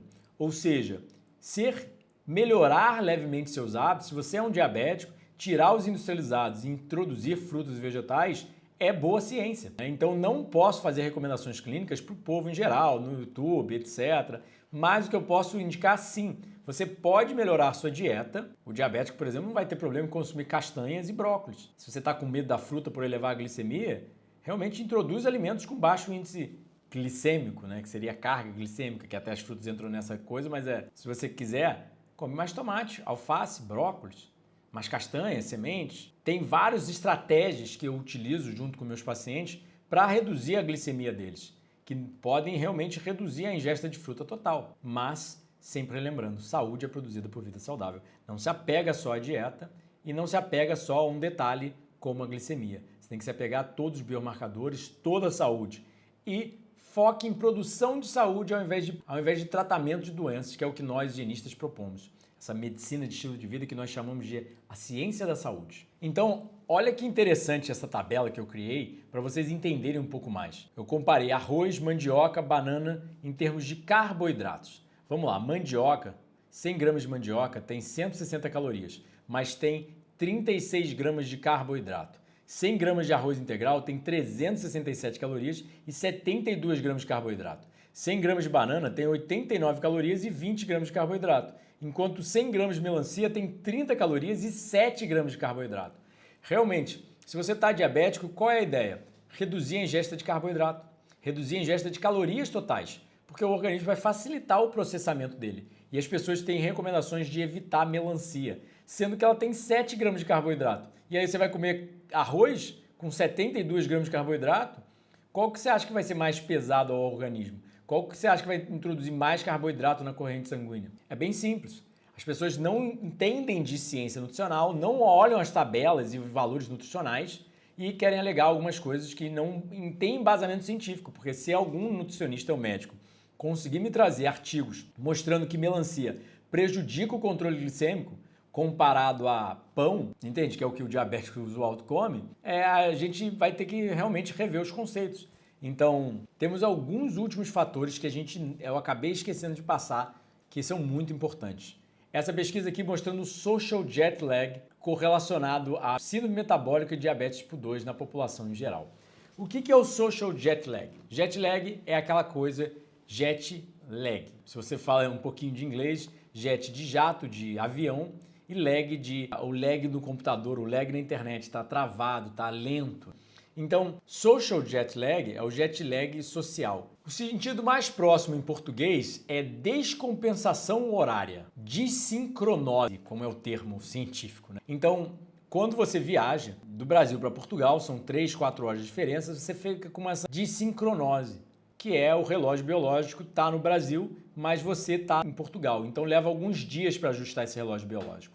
E aí o social jet lag é essa desincronose social. É o que você faz durante a semana. É o que você faz ao longo da semana. Durante a semana, você tem que entrar no trabalho às 7 da manhã. Então o que você faz? Você vai dormir por volta das 10 da noite. Janta por volta das 8 da noite. Só que aí, durante final de semana, você janta às 10 horas da noite e vai dormir à meia-noite. Porque você sai para um bar, você sai para um restaurante, você assiste um cinema, uma Netflix até tarde, entre vários desses outros fatores. Então isso é muito importante a gente entender que prejudicar essa sincronização do relógio biológico, ficar até tarde, etc., isso não só prejudica o controle glicêmico, porque comer à noite é muito mais glicêmico, mas também prejudica toda a sua expressão de genes, hormônios, metabolismo, porque eles dependem da sincronização do núcleo supraquiasmático, do relógio mestre que fica no seu cérebro. Então tem um reloginho aqui numa parte do seu cérebro que controla os outros reloginhos através do corpo. E esses outros reloginhos recebem esse estímulo, por exemplo, agora é hora de secretar insulina, agora não é hora de secretar insulina, ou seja, durante o dia é hora de estar metabolicamente ativo, é hora de estar comendo, no final do dia não. Então foi assim ao longo de milhões de anos de evolução, para todo tipo de organismo animal, vegetal, todo organismo vivo. Ou seja, plantas têm relógio biológico, fungos têm relógio biológico e seres humanos e animais têm relógios biológicos. Então, social jet lag aumentava em 2 vezes o risco de síndrome metabólica, diabetes e pré-diabetes, especialmente em pessoas mais jovens. Então você dobra seu risco de diabetes e pré-diabetes, ou síndrome metabólica, que é pior ainda, né? É o acúmulo de tudo, com social jet lag. Ou seja, 2 horas mais ou menos de social jet lag por dia. É exatamente isso que eu falei, né? Você ir dormir à meia-noite ao invés das 10 da noite. Ainda assim, 10 horas da noite eu acho tarde. Como eles estão falando aqui, ó, o núcleo supraquiasmático controla os relógios periféricos, ou seja, os reloginhos pelo corpo. Cada célula, cada tecido, órgão tem. E o que controla a homeostase da glicose, é o equilíbrio da glicemia. Né? Por perturbar o núcleo supraquiasmático e os relógios periféricos, esse desalinhamento circadiano, essa desincronose, altera a homeostase da glicemia. E aí o social jet lag leva a gordura visceral, que também vai levar a problemas cardiovasculares. Então, ó, olha que interessante. Muita gente não sabe disso, mas alimentos ricos em carboidrato consumidos à noite significantemente prejudicam o controle da glicemia do que quando consumidos durante o café da manhã. Ou seja, o que eles estão falando é, independente do índice glicêmico, da carga glicêmica do alimento, se você consumir à noite um alimento de baixo índice glicêmico, ele é mais glicêmico, ele eleva mais sua glicemia do que um alimento de alto índice glicêmico de manhã. Então é muito importante entender que o diabético é diabético porque ele está vivendo sob luz elétrica e comendo de noite. Uma das principais razões, a nível científico. Então se você acha que a culpa é da banana, mas você está comendo uma banana às 8 horas da noite e ela elevou sua glicemia, você está errado. A banana, óbvio, tem carboidrato, mas o horário do dia que você está comendo também é um fator para prejudicar essa homeostase glicêmica. E relembrando, pessoal, se você come o tempo inteiro, mesmo que seja poucas quantidades, você nunca dá um tempo para o organismo fazer essa limpeza, essa autofagia. Então são muitos fatores a se considerar na diabetes. O que é mais famoso agora na ciência é o que a gente chama de Time Restricted Feeding, ou seja, é um jejum intermitente pensando também no relógio biológico, no ritmo circadiano. E um jejum intermitente comendo de forma natural, diurna, melhora o controle da glicemia em 24 horas, altera o metabolismo dos lipídios, ou seja, a gordura no seu sangue, como colesterol, triglicerídeos, e a expressão dos genes do relógio biológico, e aumentam também a autofagia e têm efeitos de anti-envelhecimento em seres humanos.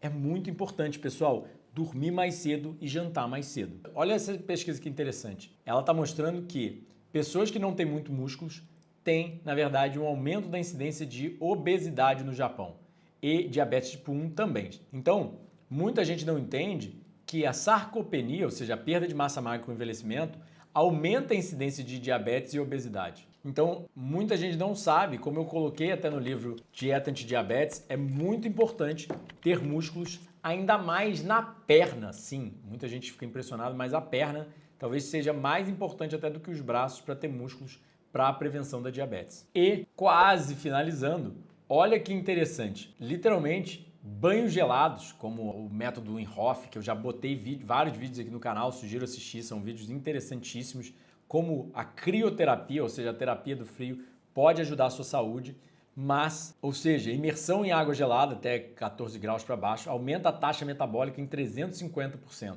Sim, o frio ativa a BAT, Brown Adipose Tissue, tecido adiposo marrom, que na verdade aumenta o gasto de energia e a utilização de glicose e ácidos graxos por todo o corpo. Ou seja, o frio vai fazer você gastar mais combustível para se manter quente. E você gastando essa glicose, você gastando esse carboidrato, essa gordura que está armazenada no seu corpo ou na sua corrente sanguínea, para fazer o que a gente chama na ciência de shivering thermogenesis, termogênese de contração, né?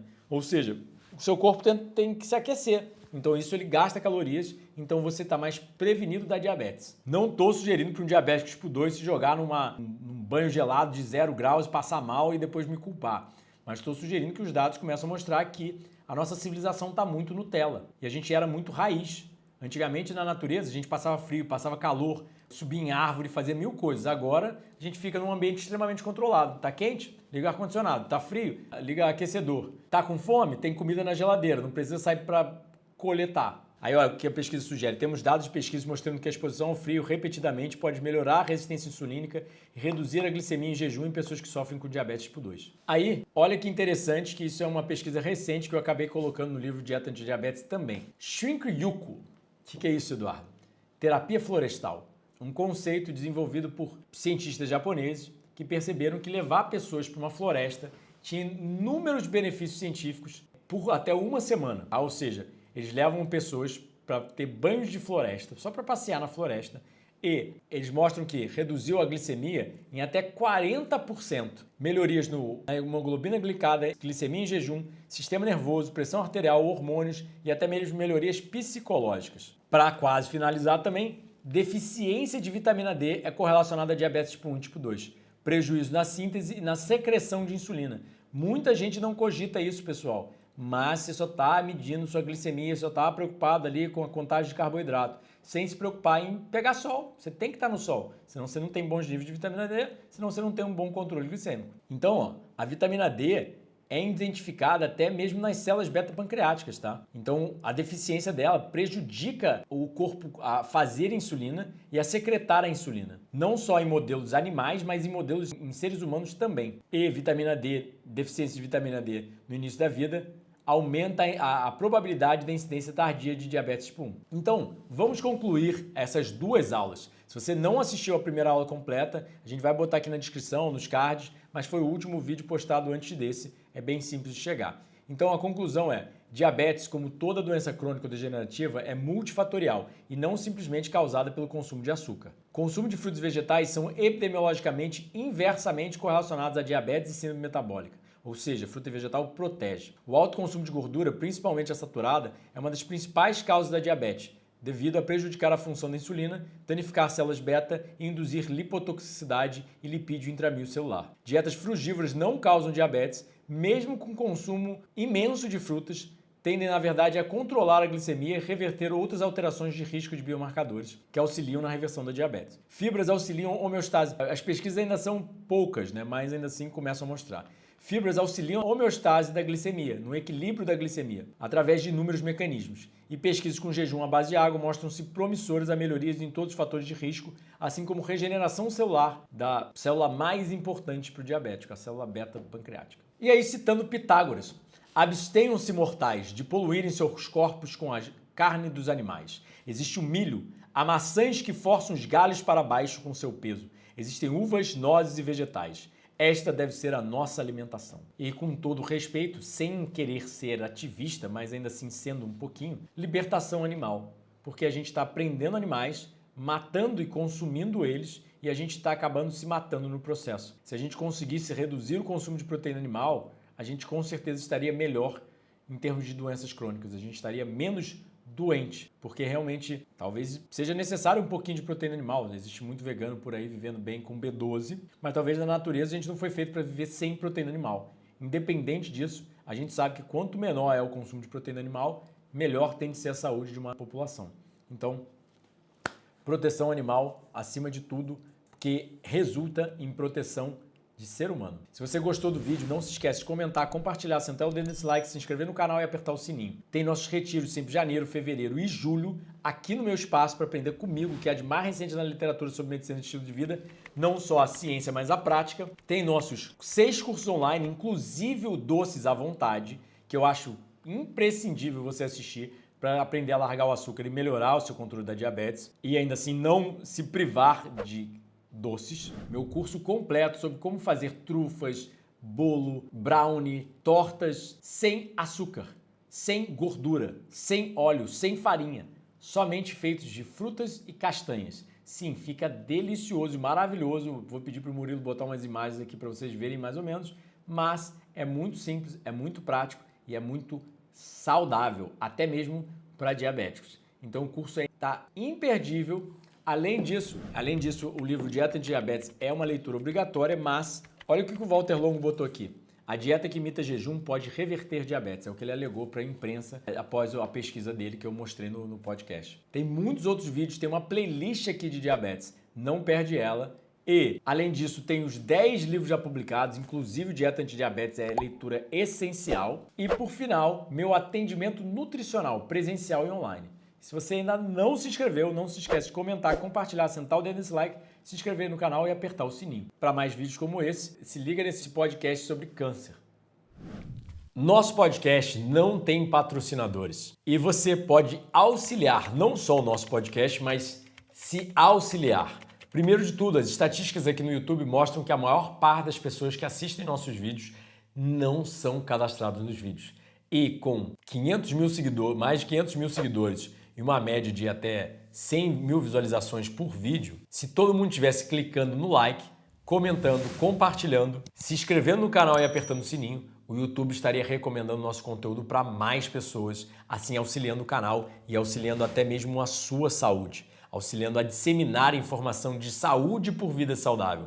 Então, te peço que já comece interagindo com o canal de todas as maneiras possíveis. Mas também nos auxilie a disseminar nosso trabalho e se auxilie a produzir mais saúde, ter mais saúde e mais longevidade. Hoje estou sugerindo o Dieta do Éden, meu livro principal sobre dieta e a importância de comer mais alimentos crus, mais frutos e vegetais e o que aconteceu para seres humanos terem mudado tanto sua dieta da dieta original, da Dieta do Éden. O livro é muito interessante e pode ser comprado na nossa loja virtual aqui embaixo com o link saudefrugal.com.br ou no nosso WhatsApp de atendimento. Mas, caso você tenha interesse também, temos outros 9 livros já publicados, até livros de receitas, etc., livro de jejum. Tem 6 cursos online para você aprender do conforto da sua casa como melhorar a sua saúde e seu estilo de vida. Tem retiros presenciais sempre em janeiro, fevereiro e julho, aprendendo pessoalmente aqui comigo por 7 dias. E eu também presto consulta nutricional presencial e online. Assim, você ajuda o nosso trabalho e se ajuda também com a educação científica para melhorar a sua vida.